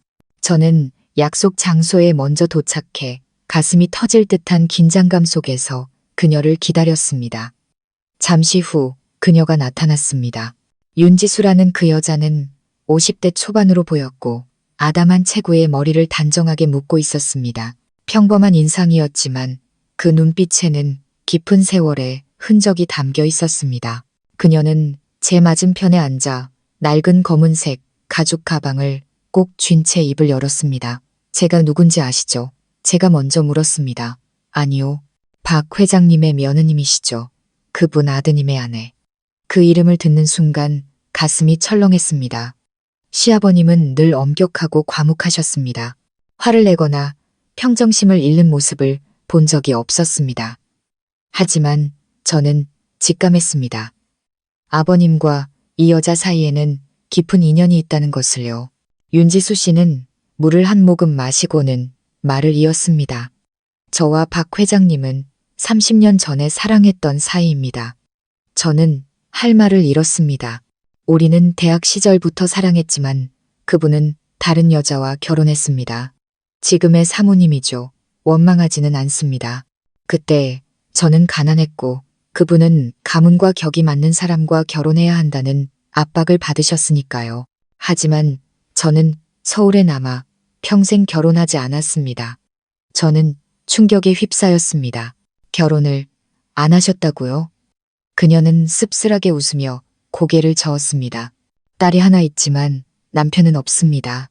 공기는 무겁게 가라앉았습니다. 어렴풋한 진실의 윤곽이 제 머릿속에 그려졌습니다. 그녀는 말을 이었습니다. 몇 년 전 그분이 조용히 저를 찾아왔습니다. 그때 저는 이 도시를 떠나 조용한 곳에서 살려고 했습니다. 그분은 제게 자기 집 옆 별장을 사서 나중에 늙고 병들면 돌봐줄 수 있게 해달라고 했습니다. 아마 평생의 죄책감 때문이었겠죠. 저는 목이 메었습니다. 그런데 왜 아무도 이 사실을 몰랐을까요? 사모님께서 알아차리셨기 때문입니다. 저는 숨을 헐떡였습니다. 마음이 복잡하게 얽혔습니다. 사모님은 제게 전화를 걸어 처음에는 부드럽게, 나중에는 위협적으로 말씀하셨습니다. 만약 제가 그 집에 발을 들이면 가만두지 않겠다고요. 결국 박 회장님도 계약을 포기하셨고 모든 것이 조용히 끝났습니다. 저는 눈을 감았습니다. 그렇다면 시어머니는 남편의 옛사랑이 바로 옆집에 살게 될지도 모르는 위기 앞에 놓였던 것이었습니다. 만약 그 사실이 알려졌다면 어머님의 체면은 땅에 떨어졌을 겁니다. 그 체면이 어머님의 인생 그 자체였다는 것을 저는 이해할 수 있었습니다. 윤지수 씨는 저를 보며 말했습니다. 사모님께서 그 별장을 다시 사셨다는 건 압니다. 사모님은 아무 관련이 없으시죠. 하지만 아마도 사모님 부모님의 등장이 그분께는 과거의 악몽을 떠올리게 했을 겁니다. 사모님이 자신에게 복수하고 있다고 생각하셨을지도 모릅니다. 저는 씁쓸한 웃음을 터뜨렸습니다. 저는 그저 부모님과 가까이 살고 싶었을 뿐이에요. 과거의 일은 전혀 몰랐습니다. 그녀가 고개를 끄덕였습니다. 믿습니다. 사모님 눈에는 인내의 세월이 담겨 있어요. 교활한 사람의 눈이 아닙니다. 어쨌든 저는 누구도 원망하지 않습니다. 다만 그분이 사모님을 미워하는 게 아니라는 걸 알아주셨으면 합니다. 그분은 지금 두려워하고 계신 겁니다. 네. 저는 손을 움켜쥐었습니다. 무엇을요? 모든 것을 잃을까 봐요. 남편을, 통제권을, 그리고 완벽한 가정이라는 환상까지도요. 저는 목이 메었습니다. 지난 세월 동안 저는 저만이 유일한 피해자라고 생각했습니다. 하지만 사실은 시어머니 역시 상처받은 한 여자였을 뿐이었습니다. 윤지수 씨는 자리에서 일어나며 테이블 위에 편지 한 통을 남겼습니다. 이건 제가 그분께 썼던 편지입니다. 간직하시든 버리시든 그건 사모님 자유입니다. 하지만 만약 모든 것을 원만하게 해결하고 싶으시다면 이 편지를 그분께 전해주세요. 사모님은 누구에게도 빚진 것이 없습니다. 그날 저녁 저는 편지를 손에 들고 시아버님 방문 앞에 섰습니다. 문을 두드리자 아버님이 나오셨습니다. 저를 보고 놀란 눈치였습니다. 무슨 일이냐? 저는 편지를 내밀며 말했습니다. 아버님, 이걸 읽어보시면 그날 어머니가 왜 쓰러지셨는지 이해하실 수 있을 겁니다. 아버님은 아무것도 묻지 않고 편지를 받으셨습니다. 저는 돌아섰지만 마음은 한결 가벼워졌습니다. 사흘 후 시어머니는 퇴원하셨습니다. 어머님은 저를 보지 않으셨고 별다른 말씀도 없으셨습니다. 하지만 그 눈빛에는 무언가 다른 침묵의 인정 같은 것이 담겨 있었습니다. 그날 저녁 온 가족이 식사를 하는데 어머님이 갑자기 말씀하셨습니다. 집 파는 건 그만두겠다. 다들 이 집에서 계속 살자. 그리고 며느리가 친정 부모님 가까이 모시고 사는 거 이제 막지 않겠다. 다만 이 집안의 체면과 가풍은 지켜주었으면 한다. 저는 고개를 들어 어머님을 오랫동안 바라보았습니다. 약속드릴게요. 하지만 어머님께서도 과거의 상처 때문에 현재를 벌하지는 말아주세요. 어머님의 눈빛이 흔들렸습니다. 시아버님은 조용히 고개를 끄덕이셨습니다. 집안은 침묵에 잠겼습니다. 하지만 이번에는 저기에 찬 침묵이 아니라 모든 것을 내려놓는 평온한 침묵이었습니다. 시어머니께서 퇴원하시고 집을 팔지 않겠다고 선언하신 날 이후 우리 집의 분위기는 더 이상 팽팽한 긴장감에 휩싸이지 않았습니다. 그렇다고 완전히 편안해진 것도 아니었죠. 모두가 각자의 침묵을 지켰습니다. 마치 긴 장마가 끝난 뒤 모두가 지쳐 더 이상의 풍파를 원치 않는 것처럼요. 저는 과거의 일을 잊지 않았지만 굳이 더 파헤치려 하지도 않았습니다. 어떤 상처들은 들출수록 더 깊어질 뿐이니까요. 저는 그저 제 자리에서 어머니가 어릴 적부터 가르쳐 주신 대로 선량한 마음으로 살아가기로 했습니다. 힘든 일을 겪을수록 마음이 돌처럼 굳어지지 않도록 노력해야 한다는 가르침을 되새기면서요. 매일 저는 아이들을 돌보고 큰아들을 유치원에 데려다 주고 옆집에 계신 부모님을 찾아뵈었습니다. 어머니는 저녁 무렵이면 반찬 몇 가지를 더 만들어 조용히 저희 집 부엌에 두고 가셨습니다. 시댁 식구들을 불편하게 할까봐 아무 말씀도 질문도 없이요. 어머니의 그 조심스러운 배려가 저를 아프게 했지만 그 마음을 이해할 수 있었습니다. 저는 모든 것이 이렇게 평온하게 흘러갈 거라고 생각했습니다. 그러던 어느 날 민준 씨가 망설이는 눈빛으로 집에 돌아왔습니다. 서연아, 어머니가 다음 주 증조할아버지 제사에 온 친척들을 다 부르겠다고 하셔. 큰 상을 차려야 하니 당신더러 음식 준비를 좀 맡아달라고 하시네. 저는 고개를 끄덕였습니다. 네, 알겠어요. 늘 하던 일인데요. 민준 씨가 입술을 깨물었습니다. 그런데 어머님이 장인, 장모님도 초대하라고 하셨어. 저는 잠시 멈칫했습니다.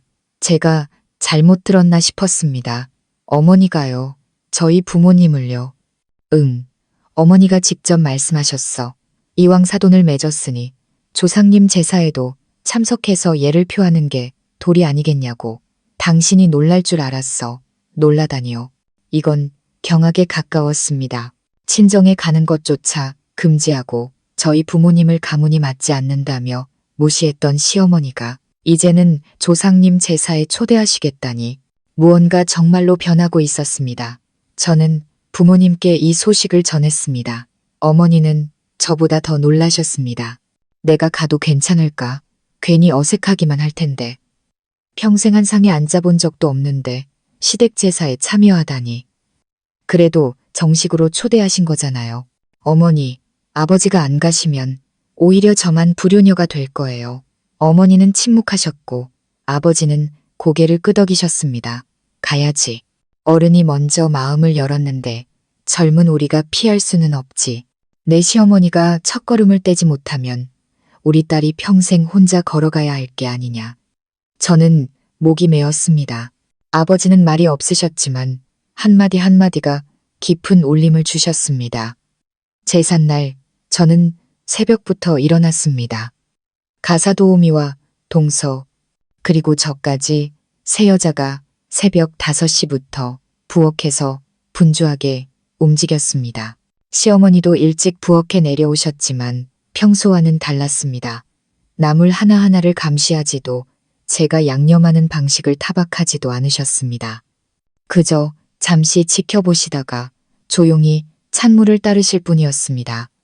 문득 바람처럼 가벼운 어머님의 목소리가 들렸습니다. 내가 조금만 더 부드러웠더라면 일이 이 지경까지 오지는 않았을 텐데. 저는 돌아보았습니다. 어머님의 눈은 먼 허공을 향해 있었습니다. 저는 아무 말도 하지 않았지만 코끝이 찡해왔습니다. 오전 10시쯤 부모님께서 도착하셨습니다. 저는 급히 문으로 달려가 부모님을 맞았습니다. 아버지는 하얀 셔츠를 단정하게 차려입으셨고 어머니는 고운 빛깔의 한복을 입고 계셨습니다. 손에는 손수 만든 떡과 과일이 담긴 바구니가 들려 있었습니다. 한때 이방인 취급을 받았던 이 웅장한 집을 올려다보는 어머니의 눈빛에서 어색함이 느껴졌습니다. 저는 어머니의 손을 꼭 잡았습니다. 엄마, 걱정 마세요. 오늘은 모든 게 다를 거예요. 저는 부모님을 안으로 모셨습니다. 거실은 이미 친척들로 북적이고 있었습니다. 부모님이 들어서자 몇몇 시댁 친척들이 돌아보았습니다. 조용히 고개를 끄덕이는 사람도 수군거리는 사람도 있었습니다. 하지만 가장 예상치 못한 것은 시어머니의 행동이었습니다. 박 여사님은 재단 쪽에서 걸어 나와 저희 부모님 앞에 똑바로 서셨습니다. 고개를 숙이지는 않으셨지만 그 목소리에는 처음으로 가시가 없었습니다. 사돈어른 와주셔서 감사합니다. 안으로 들어오셔서 차 한잔 하시지요. 어머니는 당황하셨습니다. 아닙니다. 사부인. 저희는 조상님께 예를 올리고 밖에서 아이들을 돕겠습니다. 박 여사님은 고개를 저으셨습니다. 아닙니다. 오늘은 제삿날이니 시댁 친정 구분 없습니다. 사돈이라면 모두 한 가족이지요. 저는 뒤에서 그 모습을 보며 눈물이 핑 돌았습니다. 그날 점심 제 인생 처음으로 양가 부모님이 한 상에 마주 앉으셨습니다. 어머니는 시어머니 옆에 앉아 여전히 어색해하셨지만 예전처럼 주눅 들지는 않으셨습니다. 아버지는 시아버님과 조용하지만 진솔한 대화를 나누셨습니다. 의심의 눈초리를 보내던 시댁 친척들도 이제는 고향 이야기, 손주 이야기를 물어왔습니다. 제 아들 녀석이 쪼르르 달려와 외쳤습니다. 외할머니, 할머니가 외할머니 닭고기 드시래요. 밥상에 웃음이 터졌고 얼어붙었던 공기는 봄눈처럼 녹아내렸습니다. 오후에 손님들이 모두 돌아가고 저는 민준 씨, 동서와 함께 마당을 정리했습니다. 시어머니는 2층 난간에 서서 아래를 내려다보고 계셨습니다. 제가 고개를 들자 두 여자의 눈이 마주쳤습니다. 아무 말도 오가지 않았지만 저는 어머님의 눈에서 더 이상 원망이 아닌 늙은이의 피로감과 약간의 체념을 읽을 수 있었습니다. 어머님은 사과하지 않으셨지만 저는 알았습니다. 어떤 행동들은 가장 진솔한 침묵의 사과라는 것을요. 그날 밤 어머니가 문자를 보내셨습니다. 내 시어머니와 마주 앉아 차를 마시는 날이 올 줄은 몰랐다. 이것만으로도 나는 만족한다. 나머지는 내 몫이다. 나중에 내 아이들도 엄마가 너를 자랑스러워하는 것처럼 너를 자랑스러워할 수 있도록 그렇게 살아라. 저는 울음을 터뜨렸습니다. 저는 싸워서 이긴 것이 아니었습니다. 복수로 안가품한 것도 아니었습니다. 저는 그저 묵묵히 제 삶을 살았고 시간은 무엇을 지키고 무엇을 놓아야 하는지를 증명해 주었습니다.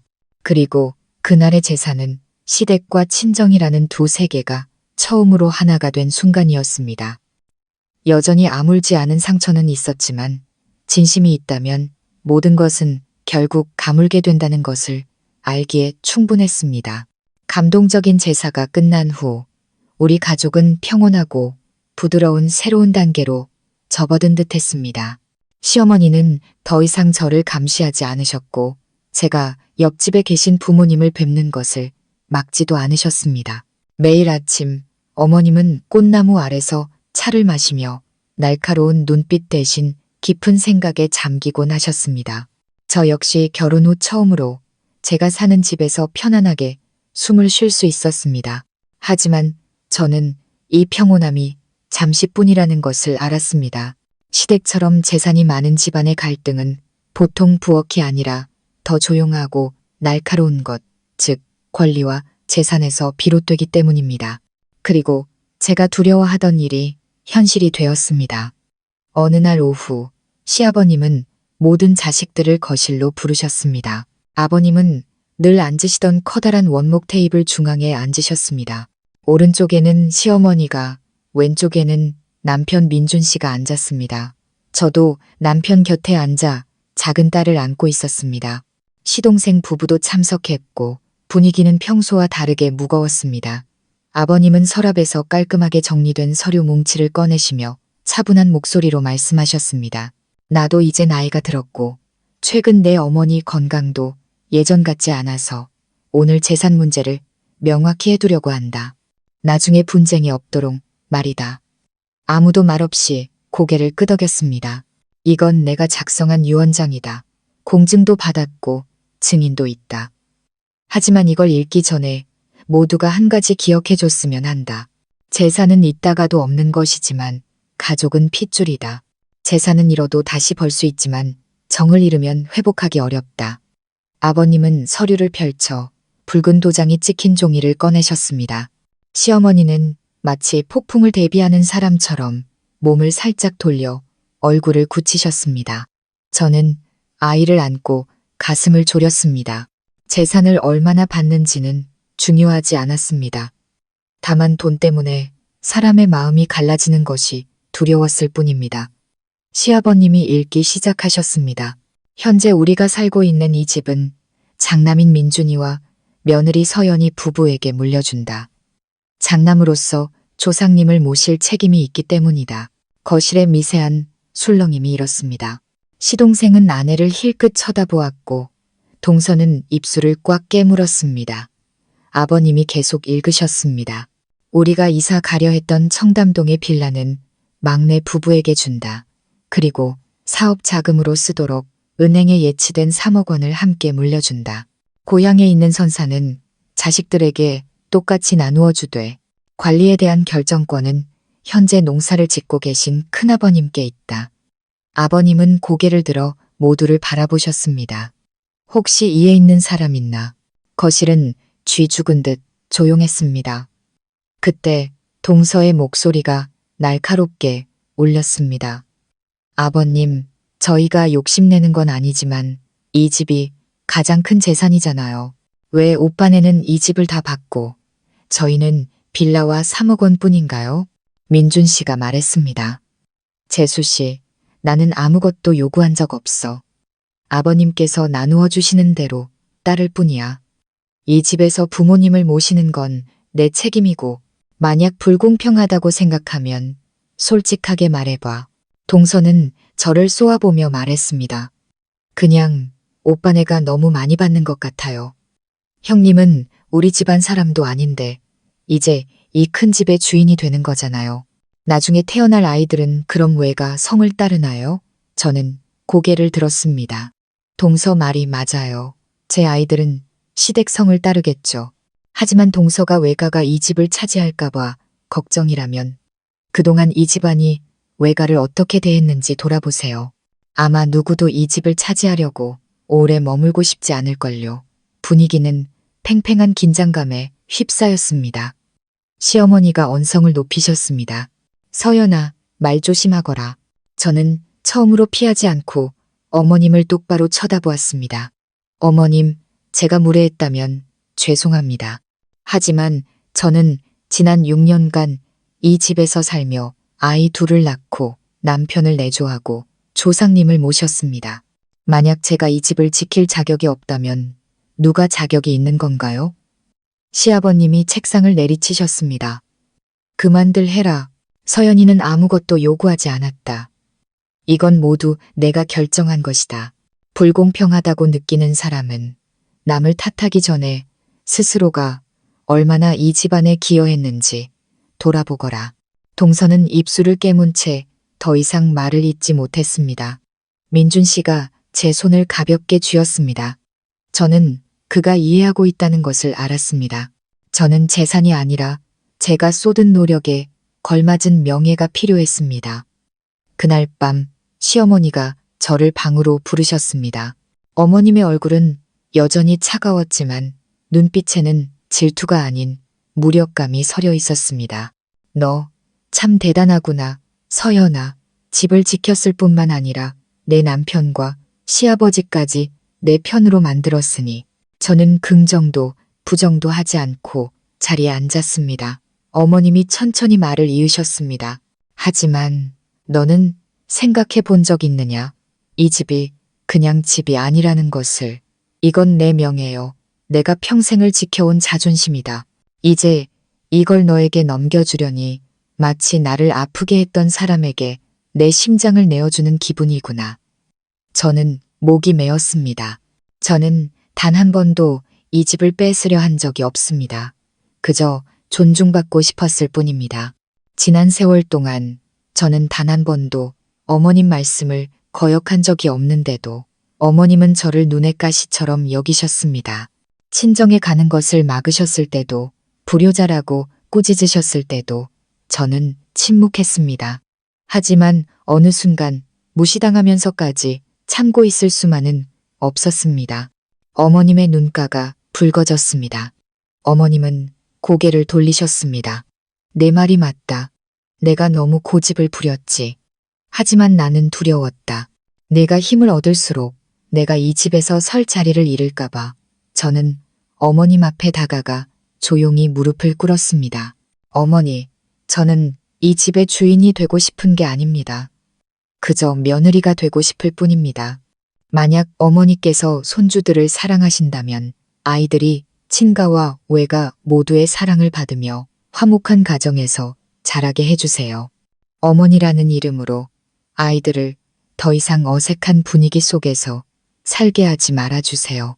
어머님은 저를 오랫동안 바라보시더니 손을 들어 제 머리 위에 가만히 얹으셨습니다. 나도 이제 늙어서 지치는구나. 네가 이 집을 지키고 싶다면 지켜라. 다만 올바르고 떳떳하게 지켜라. 다시는 이 집이 시어머니와 며느리 사이의 잘잘못을 따지는 장소가 되지 않도록 말이다. 저는 목이 메어 말했습니다. 약속할게요. 다음 날 저는 친정 부모님 댁으로 갔습니다. 모든 것을 말씀드렸습니다. 어머니는 조용히 앉아 눈물을 글썽이셨습니다. 서연아, 네가 시댁에서 이렇게 당당하게 인정받는 날이 올 줄은 몰랐다. 아버지는 그저 천천히 말씀하셨습니다. 순리대로 된 것이다. 올바른 사람을 하늘이 버리지 않는 법이지. 네가 굳이 싸우지 않아도 착하게 살면 하늘이 알아서 네 몫을 주는 거란다. 저는 이쪽 집 부모님이 계신 곳을 바라보고 다시 저쪽 제가 며느리로 사는 곳을 바라보았습니다. 처음으로 두 집이 더 이상 분리된 세계가 아니라고 느꼈습니다. 두 집은 서서히 이해라는 다리로 이어지고 있었습니다. 시아버님의 유언장이 공개된 후 집안의 모든 것이 제자리를 찾아가는 듯 했습니다. 저는 기쁘지도 만족스럽지도 않았습니다. 가족 안에서의 승패는 재산으로 결정되는 것이 아니라 마지막에 서로를 어떻게 대하는지로 결정된다는 것을 알았기 때문입니다. 그날 이후 시어머니는 저를 보는 횟수는 줄었지만 더 이상 날카롭게 대하지 않으셨습니다. 마음속으로는 아직 완전히 용서하지 못하셨을지 몰라도 저를 받아들이셨습니다. 민준 씨는 더 다정해졌습니다.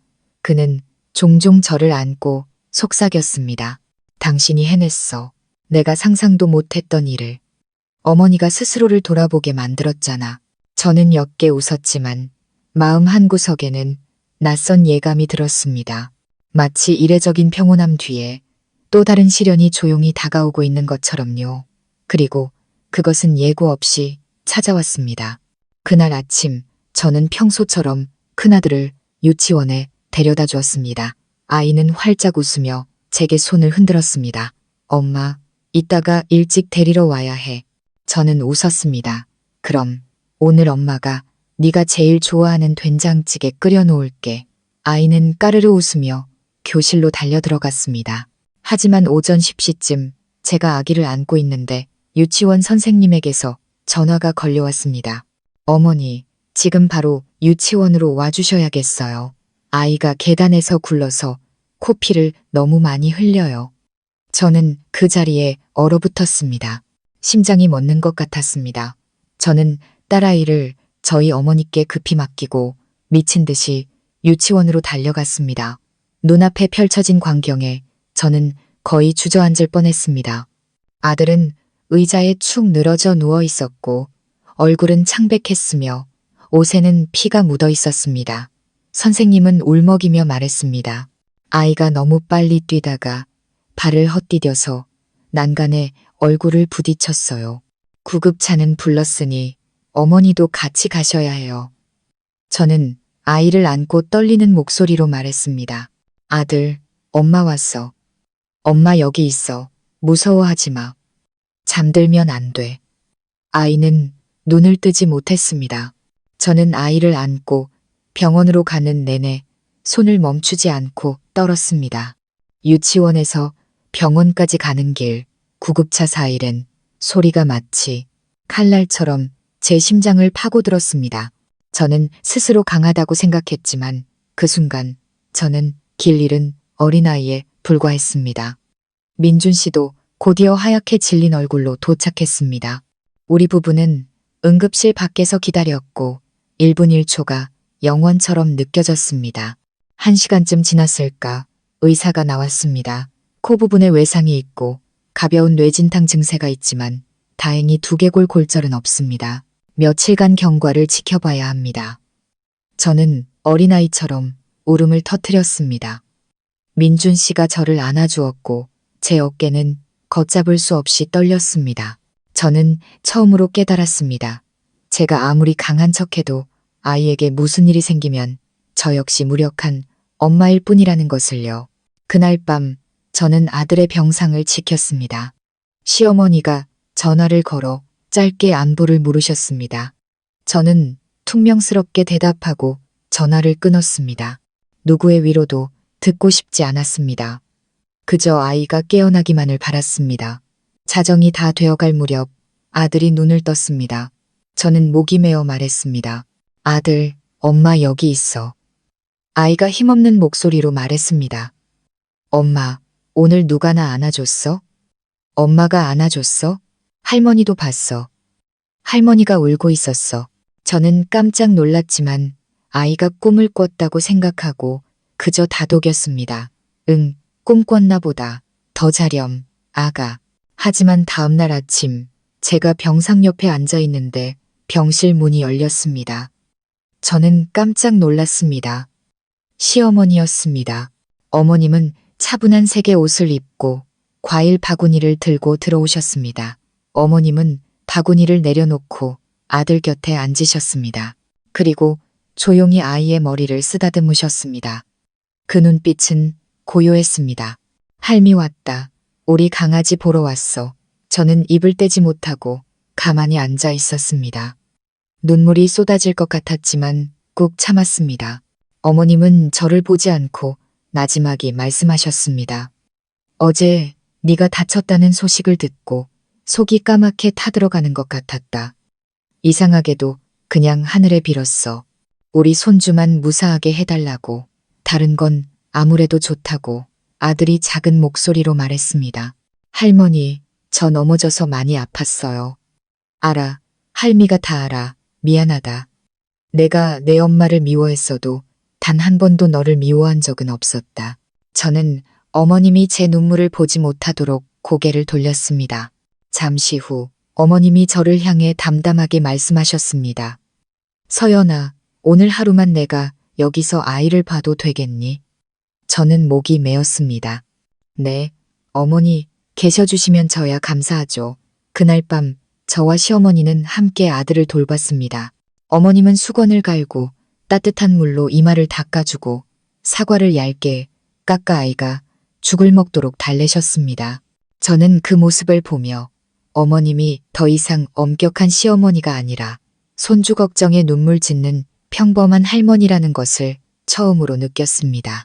새벽 2시쯤 아이가 깊이 잠들자 저는 창가에, 어머님은 침대 발치에 앉으셨습니다. 병원 특유의 소독약 냄새를 실은 밤바람이 불어왔습니다. 그 고요함 속에서 어머님이 문득 말씀하셨습니다.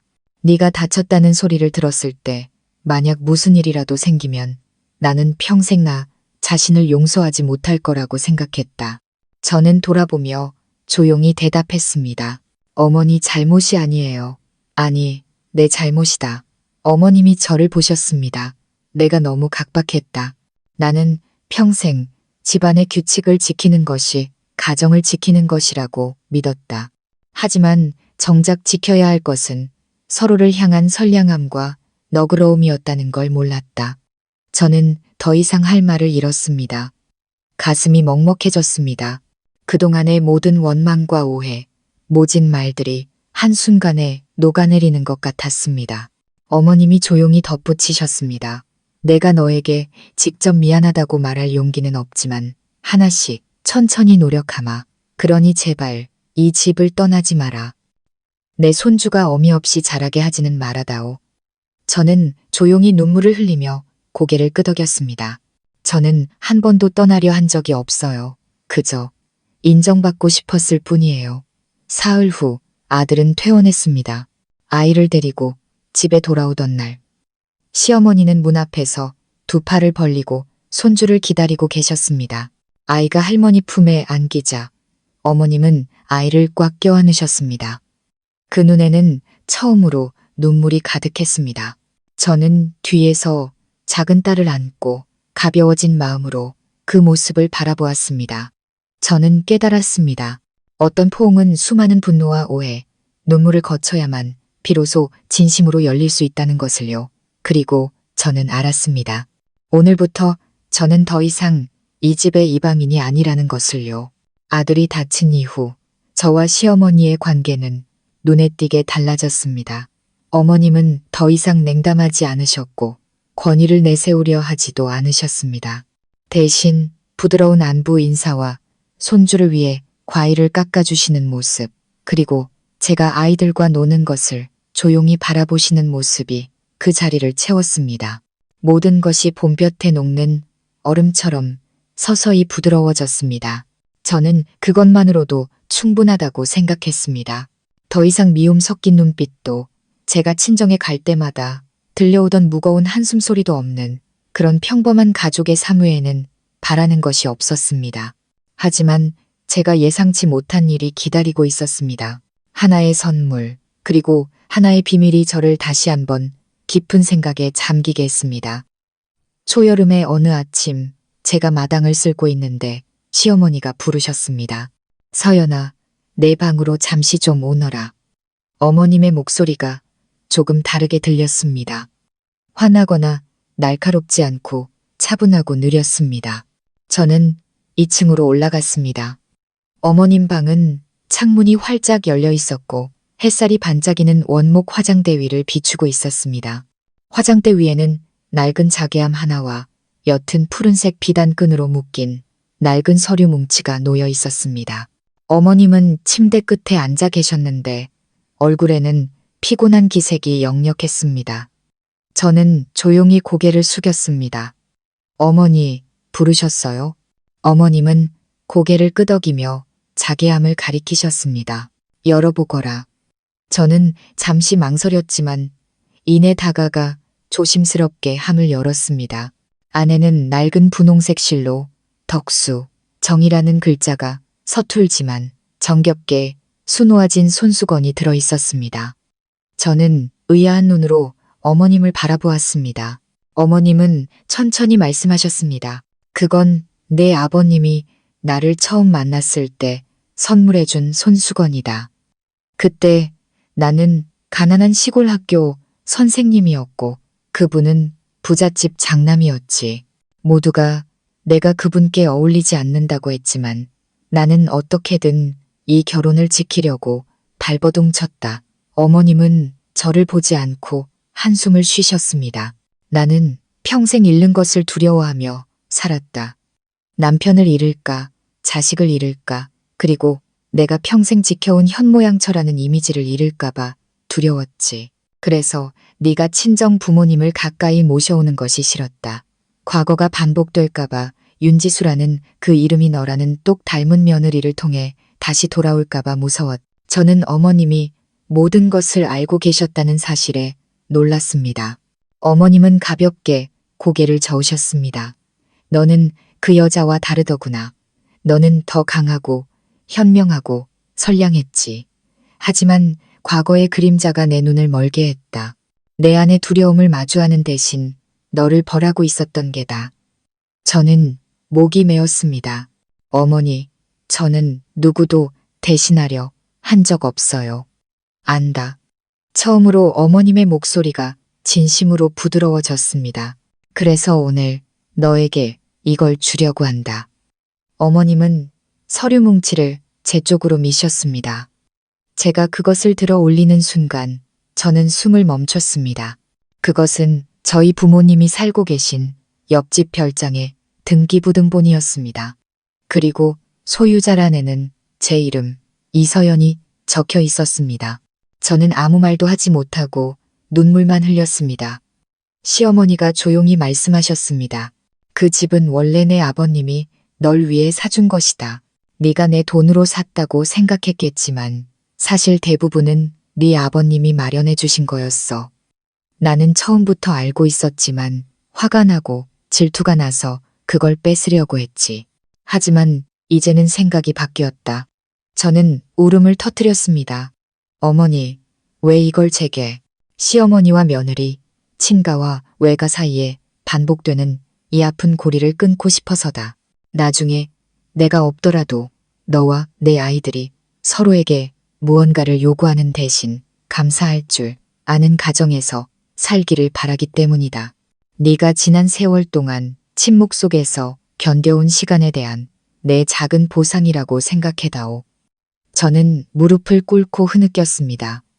저는 집이 필요한 게 아니에요. 그저 어머니의 이해가 필요했을 뿐이에요. 하지만 나는 내가 이걸 갖길 바란다. 어머님은 제 어깨에 손을 얹으셨습니다. 다시는 누구도 마땅히 내 것이어야 할 것을 빼앗아가지 못하도록 말이다.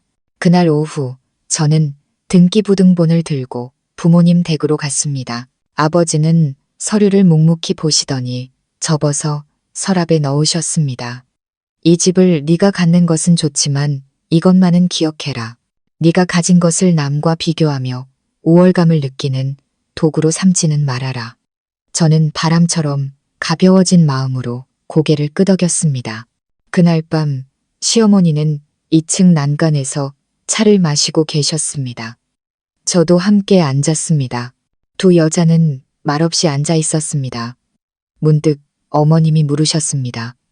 네가 처음 시집 왔을 때 도망치고 싶었던 적이 있었느냐? 저는 미소를 지었습니다. 네. 하지만 아들 녀석을 생각하면 차마 그럴 수 없었어요. 제가 떠나면 그 아이는 엄마의 강인함이 무엇인지 평생 모르고 자랄 테니까요. 어머님은 가만히 고개를 끄덕이셨습니다. 내가 잘못한 게 많지만 이제는 고쳐야지. 누구를 위해서가 아니라 나 자신을 위해서. 나중에 손주들이 커서 할머니를 독단적인 사람으로 기억하게 하고 싶지는 않구나. 저는 어머님의 손을 잡았습니다. 처음으로 한때 권력으로 가득했던 그 손이 이제는 사랑으로 온기를 되찾았음을 느꼈습니다. 저는 알았습니다. 우리 사이에 얽혔던 모든 원망이 마침내 풀렸다는 것을요. 2층 난간에서 시어머니와 대화를 나눈 후 저는 모든 풍파가 정말로 지나갔다고 믿었습니다. 저와 어머님의 관계는 긴 비 끝에 갠 하늘처럼 맑아졌습니다. 큰 집은 그 어느 때보다 따뜻해졌습니다. 큰아들은 다시 유치원에 다니기 시작했고 작은 딸은 첫니가 났습니다. 옆집에 사시는 부모님도 마음을 놓으시고 자주 손주들을 보러 오셨습니다. 아이들의 웃음소리, 따뜻한 밥상, 할머니와 손주가 함께 산책하는 풍경이 과거의 냉랭했던 시간들을 대신했습니다. 저는 이제 이 집에서 더 이상 이방인으로 취급받을 걱정 없이 평생을 살 수 있을 거라고 믿었습니다. 하지만 모든 것이 아물어갈 때쯤 예상치 못한 곳에서 마지막 균열이 조용히 모습을 드러냈습니다. 이번에는 시어머니가 아닌 제 동서, 즉 시누이였습니다. 저는 시누이인 지연 씨와 그리 가깝지 않았습니다. 지연 씨는 똑 부러지고 말솜씨가 좋으며 늘 주변 사람들을 기분 좋게 만드는 재주가 있는 사람이었습니다. 겉으로는 상냥했지만 저는 늘 그녀에게서 미묘한 경쟁심을 느끼곤 했습니다. 특히 시아버님의 유언장이 공개된 이후 그 감정은 더 뚜렷해졌습니다. 저희 부부가 본가를 물려받고 지연 씨네는 빌라와 지원금을 받았을 때 그녀는 노골적으로 불만을 표했습니다. 하지만 시부모님께서 제 편에 서신 것을 알고는 더 이상 반대하지 않았죠.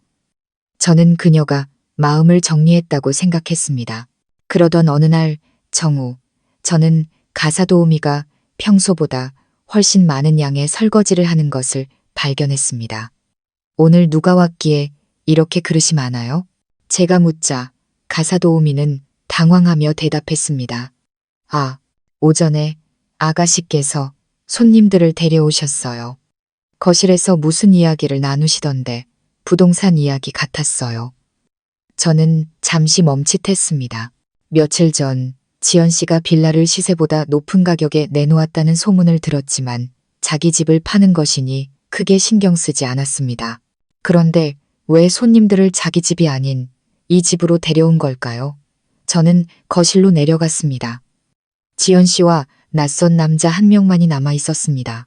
테이블 위에는 본가와 옆집 별장까지 포함된 이 지역의 전체 설계도가 펼쳐져 있었습니다.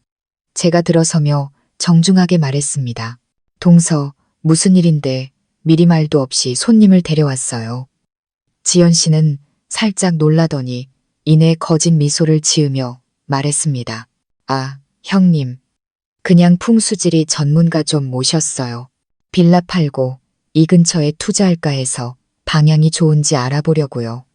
저는 제 집과 부모님 집까지 명확하게 표시된 설계도를 보며 마음이 차갑게 식었습니다.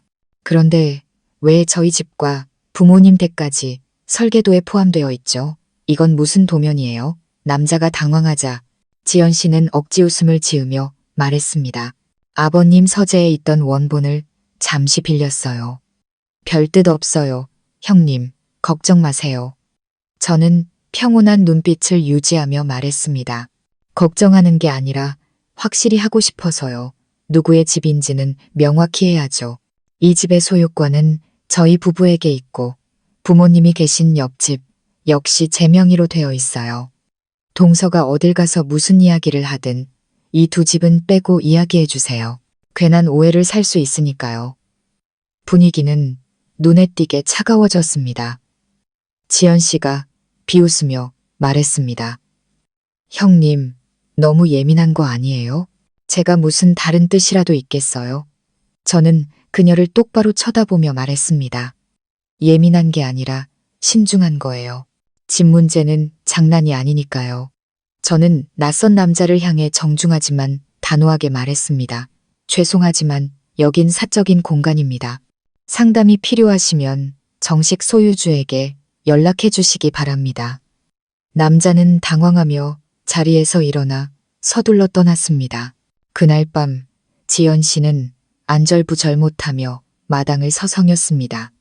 제가 아이를 달래고 있는데 그녀가 다가와 목소리를 낮춰 말했습니다. 형님이 이 집을 물려받았다고 해서 우쭐해하지 마세요. 어차피 이 집은 시부모님 집이었고 형님은 며느리일 뿐이에요. 언젠가는 다 놓고 가야 할 사람이라고요. 저는 침착하게 대답했습니다. 저는 욕심 때문에 이 집을 지키는 게 아니에요. 제 청춘과 눈물, 명예를 모두 쏟아부었기 때문에 지키는 거예요. 하지만 동서는 만약 모든 것을 질투의 눈으로만 본다면 평생 손에 쥐는 것은 원망과 독설뿐일 거예요. 지연 씨의 얼굴이 굳어졌습니다. 바로 그때 시어머니께서 집안에서 나오셨습니다. 얼마나 들으셨는지는 모르겠지만 어머님의 눈빛은 엄격했습니다. 지연아, 네가 형님에게 무슨 말버릇이냐? 지연 씨는 움찔했습니다. 어머니, 그게 아니라 어머님은 말을 끊으셨습니다. 나는 가족회 이후로 모두가 제정신을 차린 줄 알았다. 하지만 네가 아직도 며느리니 자식이니 재산이니 하는 문제로 형님을 괴롭힌다면 유언장을 수정할 수밖에 없다. 나는 자식들끼리 싸우는 꼴은 못 본다. 나는 선량하게 사는 사람이 필요하다. 지연 씨는 더듬거렸습니다. 어머니, 너무 편애하시는 거 아니에요? 나는 사람을 보고 판단하는 거지 편애하는 게 아니다. 나는 서연이에게 잘못했지만 이제는 바로잡고 있다. 하지만 너는 너 자신 외에는 누구도 생각하지 않는 것 같구나. 저는 조용히 서 있었습니다. 기쁘지 않았습니다. 그저 슬펐습니다. 끝까지 이 집안의 누군가는 저를 외부인으로 여기고 제 수년간의 노력을 강탈로 여긴다는 사실이 슬펐습니다. 지연 씨는 씩씩거리며 집으로 들어가 버렸습니다. 시어머니는 그 뒷모습을 보며 고개를 저으셨습니다. 네가 용서해라. 저 아이는 어릴 때부터 오냐오냐 자라서 자기가 세상의 중심인 줄 안다. 저는 어머님을 보며 말했습니다. 화나지 않아요. 다만 한 지붕 아래 사는 가족의 마음이 이렇게 계속 어긋난다면 그 어떤 곳도 진정한 가정이 될 수 없을 것 같아 두려울 뿐이에요. 어머님은 제 손을 가만히 쥐셨습니다. 내가 바로잡으마. 너는 아이들만 잘 챙겨라. 더는 누구 때문에 마음 아파하지 말고. 저는 조용히 고개를 끄덕였습니다. 그날 밤 저는 일기장에 글을 쓰며 잠든 아이들을 바라보았습니다. 며느리로 산다는 것은 결코 쉬운 일이 아니라는 것을 다시금 깨달았습니다. 시어머니라는 큰 산을 넘었지만 가장 가깝다고 생각했던 사람들에게서 배워야 할 교훈이 아직 남아 있었습니다. 하지만 저는 제가 올바른 길을 가고 있다는 것을 알았고 옳은 길은 누구의 시선도 두렵지 않다는 것을 믿었습니다. 지연 씨와 날 선 대화를 나눈 후 저는 모든 것이 다시 잠잠해질 거라고 생각했습니다. 각자 제자리로 돌아가 서로의 영역을 존중하며 살 거라고요. 더 이상 애정을 기대하지는 않았지만 최소한의 존중은 지켜지길 바랐습니다. 하지만 인생은 결코 그렇게 쉽지 않았습니다. 폭풍우가 지나갔다고 생각할 때쯤 또 다른 회오리 바람이 불어 닥쳤습니다. 이번에는 모든 것을 날려버리기 위함이 아니라 사람의 마음을 시험하기 위함이었습니다. 지연 씨와의 다툼이 있은 지 사흘 후 나쁜 소식이 전해졌습니다. 지연 씨가 지인에게 투자 사기를 당해 전 재산을 날렸고 시부모님 몰래 빌라를 담보로 거액의 대출을 받았다는 것이었습니다. 빚은 무려 5억 원에 달했습니다. 그날 저녁 온 가족이 식사를 하는데 시어머니가 은행으로부터 전화를 받으셨습니다.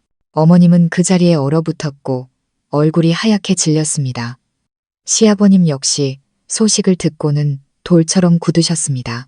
어머님이 진실을 털어놓았을 때 모두가 충격에 빠졌습니다. 지연이가 빌라를 담보로 대출을 받아 투자를 했답니다.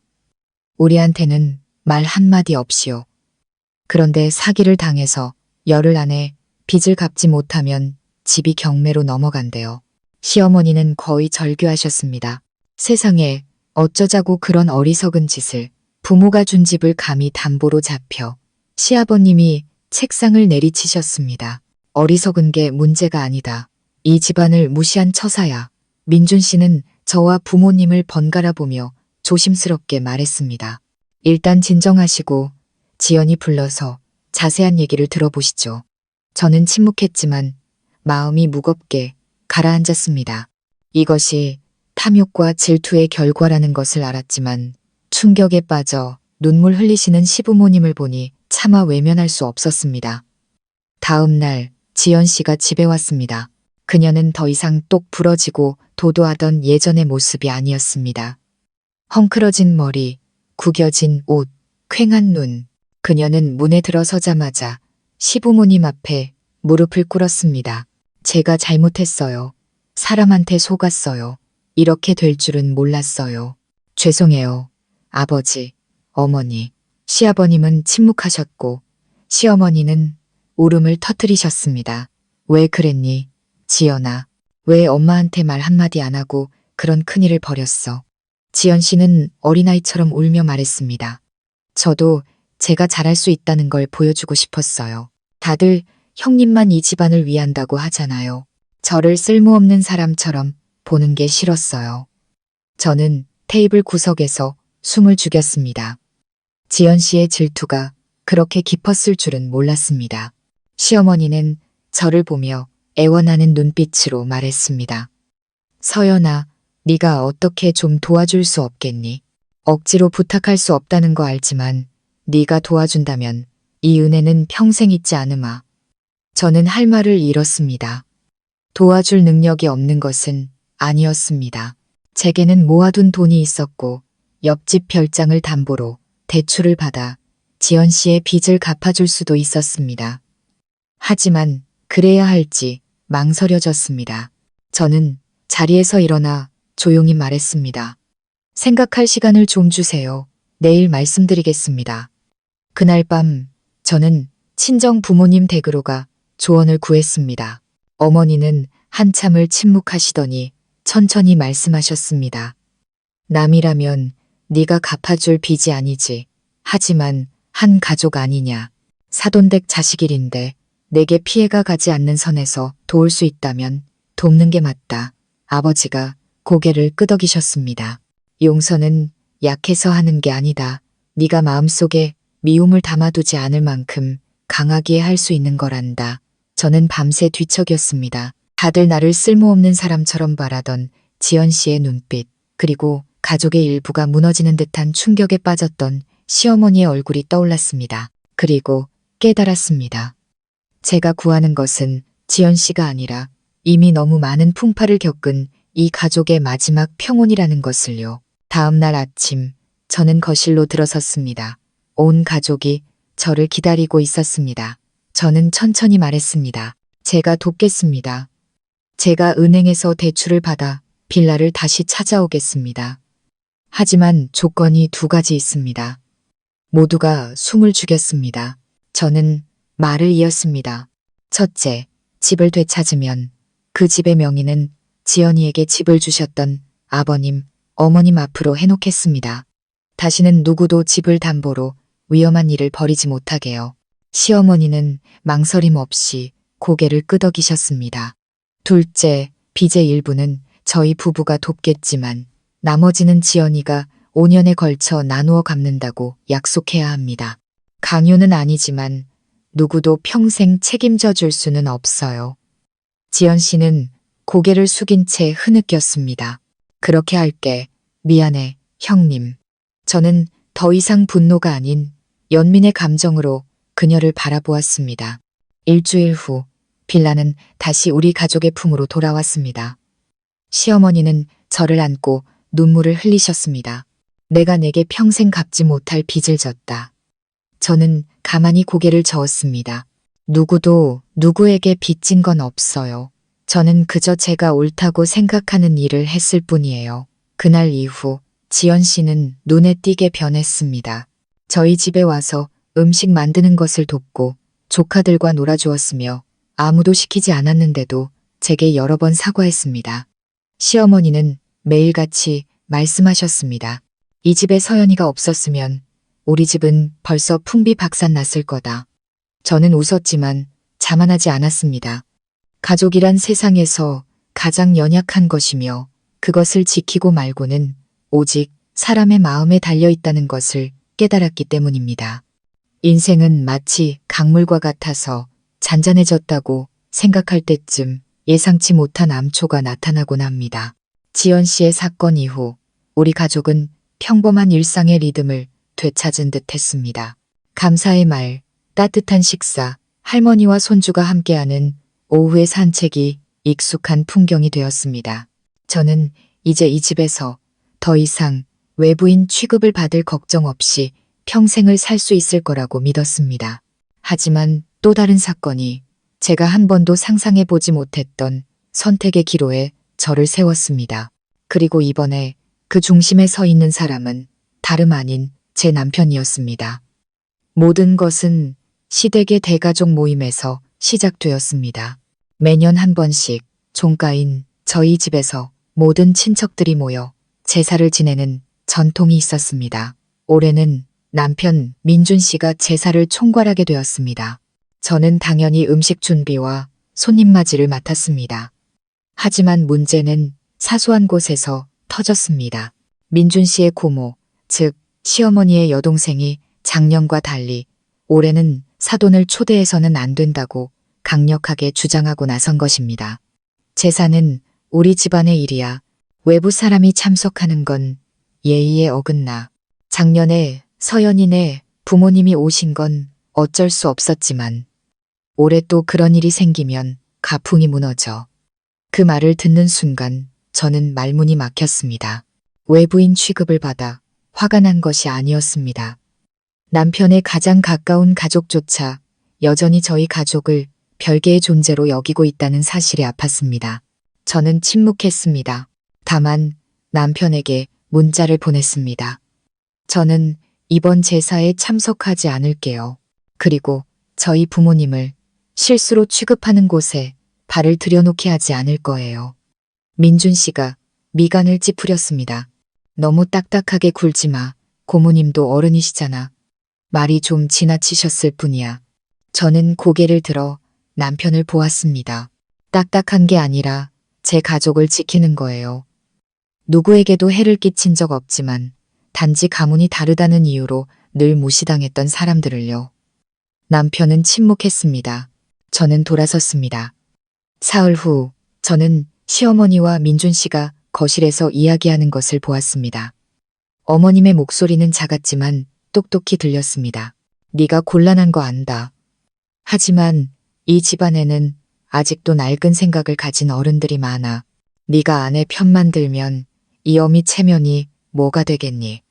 민준 씨가 한숨을 쉬었습니다. 하지만 제가 아내의 편을 들지 않으면 제 가정을 잃게 될 거예요, 어머니. 어머님은 침묵하셨습니다. 제가 들어서자 두 사람은 동시에 저를 돌아보았습니다. 시어머니가 일어나시며 한결 부드러운 목소리로 말씀하셨습니다. 서연아, 사돈 초대 문제는 고모님 말씀 너무 마음에 두지 마라. 그분은 원래 고지식한 분이시고 내 생각에는 내 부모님도 오시는 게 맞다. 저는 놀랐습니다. 어머니, 진심이세요? 어머님은 고개를 끄덕이셨습니다. 하지만 결정은 민준이가 해야 한다. 이번 제사는 장남인 네가 주관하는 것이니 네가 아내와 처가를 초대하고 싶다면 네가 직접 나서서 말해야 한다. 어머니, 저는 제 아내를 선택하겠습니다. 라고 말이다. 저는 민준 씨를 보았습니다. 그의 얼굴은 여전히 고뇌에 차 있었습니다. 저는 그를 탓하지 않았습니다. 전통적인 가정에서 어머니와 아내 사이에 낀 남자의 고통을 이해했습니다.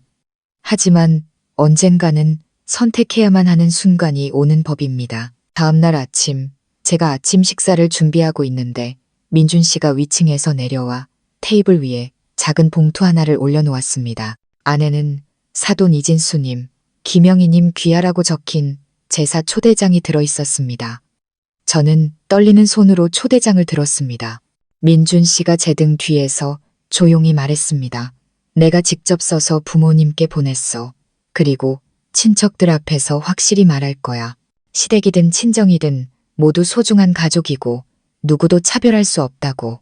저는 돌아보며 눈물을 글썽였습니다. 정말 괜찮겠어요? 괜찮아. 내가 너무 오랫동안 비겁했어. 당신 혼자 모든 걸 감당하게 했지. 이제는 내가 당신 앞에서 바람을 막아주는 사람이 되고 싶어. 다시는 그 어떤 바람도 당신에게 향하지 못하도록. 저는 아이처럼 그에게 안겨 울었습니다. 제삿날 부모님은 고운 한복을 차려입고 오셨습니다.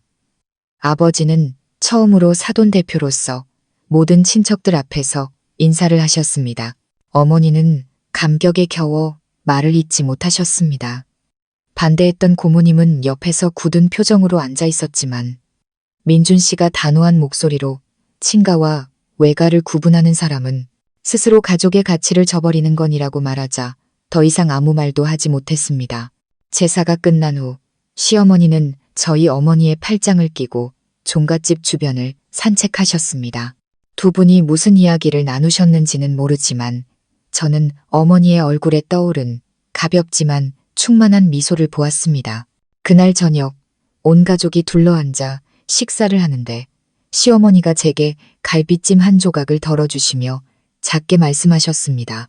내가 언젠가 너 같은 며느리를 둬서 자랑스럽다고 느끼게 될 줄은 몰랐다. 저는 어머님을 보며 부드럽게 말했습니다. 어머니, 저는 한 번도 이기고 싶었던 게 아니에요. 그저 다른 며느리들처럼 이 대가족의 일원으로 인정받고 싶었을 뿐이에요. 어머님은 눈물을 글썽이며 고개를 끄덕이셨습니다. 오늘부터 너는 내 딸이다. 저는 눈물을 참을 수 없었습니다. 그토록 간단한 그 한마디를 저는 6년 동안 기다려왔습니다. 그리고 오늘 저는 싸움이나 반항이 아닌 굳건한 마음과 선량함으로 그 말을 들을 수 있었습니다. 옆집 별장을 계약한 지 3년, 모든 것이 저조차 믿기 어려울 만큼 변했습니다. 친정 방문을 금지당했던 며느리에서 부모님과 가까이 살기 위해 몰래 옆집으로 모셔와야 했던 여자. 그리고 의심과 편견으로 가득했던 삶에서 오늘 저희 부모님과 시어머니가 꽃나무 아래서 함께 차를 마시며 손주들 이야기를 나누는 모습을 보기까지 모든 것이 마치 해피엔딩으로 끝난 한 편의 긴 꿈만 같았습니다. 한때 온 집안을 뒤흔들었던 그 별장은 이제 대가족의 일부가 되었습니다. 아침이면 시어머니는 옆집으로 건너가 저희 어머니와 함께 손주들 죽을 쑤셨고, 오후에는 시아버님이 마당의 커다란 나무 아래 바둑판을 펼치셨습니다. 아버지는 그 맞은편에 앉아 때로는 말없이 바둑을 두고 한숨을 쉬고 고개를 끄덕이셨습니다. 남들이 보면 마치 한적한 휴양지에서 노후를 보내는 친형제처럼 보였습니다. 저는 그 풍경을 보며 가슴이 뭉클해졌습니다. 행복해서가 아니라 이 고요한 순간을 얻기까지 얼마나 많은 눈물을 흘렸는지를 알기 때문이었습니다. 남편 민준 씨는 나날이 성숙해졌습니다. 그는 더 이상 갈등의 방관자가 아니라 진정한 의미의 가장이 되는 법을 배웠습니다. 아내의 편에 서는 것을 두려워하지 않으면서도 어머니와 지혜롭게 대화할 줄 알게 되었습니다. 한 번은 저를 안고 속삭였습니다. 내가 예전에 얼마나 비겁했는지 알아. 하지만 당신이 가르쳐줬어. 어중간하게 중간에 서 있으면 결국 모든 걸 잃게 된다는 걸. 지금 나에게는 당신도 어머니도 아이들도 있어. 이제는 누구도 잃고 싶지 않아. 저는 그의 어깨에 기대어 웃으며 소리 없이 눈물을 흘렸습니다. 빚 문제로 큰 어려움을 겪었던 신우 이지연 씨는 완전히 다른 사람이 되었습니다. 더 이상 날카로운 말도 질투 어린 시선도 없었습니다. 그녀는 동네의 작은 가게를 열어 아이를 키우며 소박하게 살았습니다. 가끔 과일을 사들고 와 조카들과 놀아주곤 했습니다. 한 번은 단둘이 있을 때 조용히 말했습니다. 형님, 예전에는 형님이 미웠어요. 내가 감히 하지 못하는 일을 해내는 것 같아서요. 하지만 이제는 존경해요. 싸우지 않고도 모든 것을 얻었잖아요. 저는 싸우려고만 하다가 결국 빈손이 되었는데 저는 그녀의 손을 잡았습니다. 동서가 그걸 깨달았다면 더 이상 빈손이 아니야. 자기 자신에게 이긴 거니까. 그녀는 처음으로 비뚤어지지 않은 진솔한 미소를 지었습니다. 시어머니는 눈에 띄게 나이가 드셨습니다. 머리카락은 더 하얘졌고 목소리도 느려졌습니다. 하지만 눈빛은 예전보다 더 맑아졌습니다. 의심이 아닌 애정이 가득한 눈으로 손주들을 바라보셨습니다. 언젠가 저는 어머님이 큰아이의 옷을 꿰매며 혼잣말 하시는 것을 들었습니다. 예전에는 저 애가 내 자리를 빼앗을까봐 두려웠는데 이제는 안다. 누구도 누구를 대신할 수는 없다는 걸. 너는 너고 나는 나지. 하지만 우리가 진짜 모녀가 될 수 있다면 나는 이제 마음이 놓인다. 저는 문 뒤에 서서 조용히 눈물을 흘렸습니다. 어느 날 저녁, 저와 민준 씨는 아이들을 데리고 친정으로 갔습니다. 시댁과 친정 식구들이 모두 모여 함께 저녁을 먹었습니다.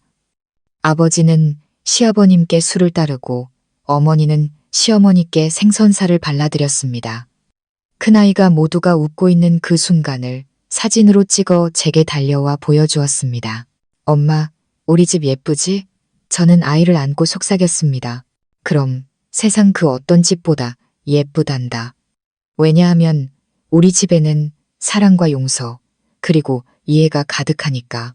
그날 밤 아이들을 재우고 저는 마루에 앉아 제 며느리 일기의 마지막 장을 썼습니다.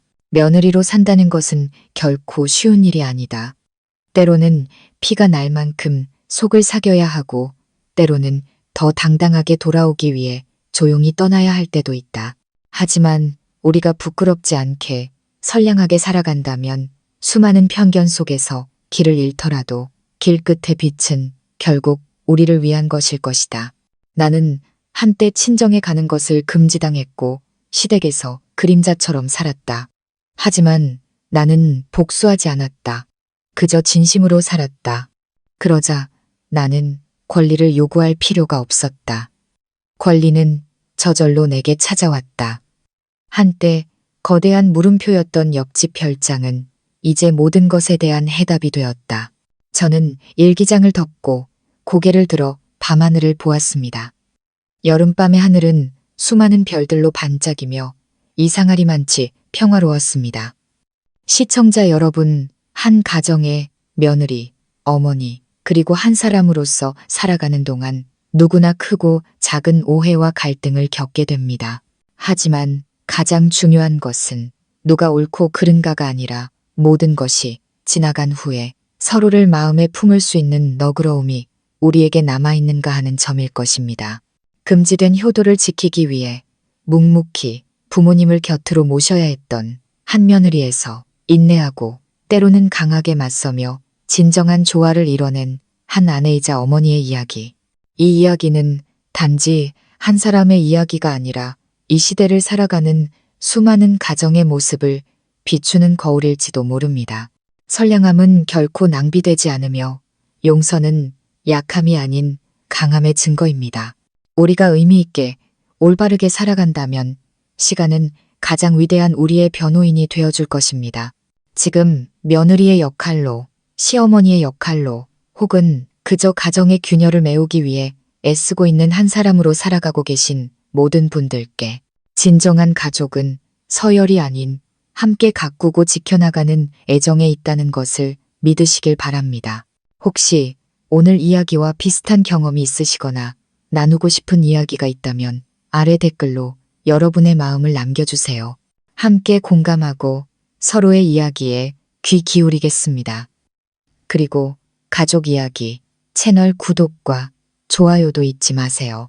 이곳에서는 모든 이야기가 서로를 이해하는 문이 되고 나이가 우리를 늙게 하는 것이 아니라 공감 없는 마음이 우리를 외롭게 한다는 것을 함께 나누고 싶습니다.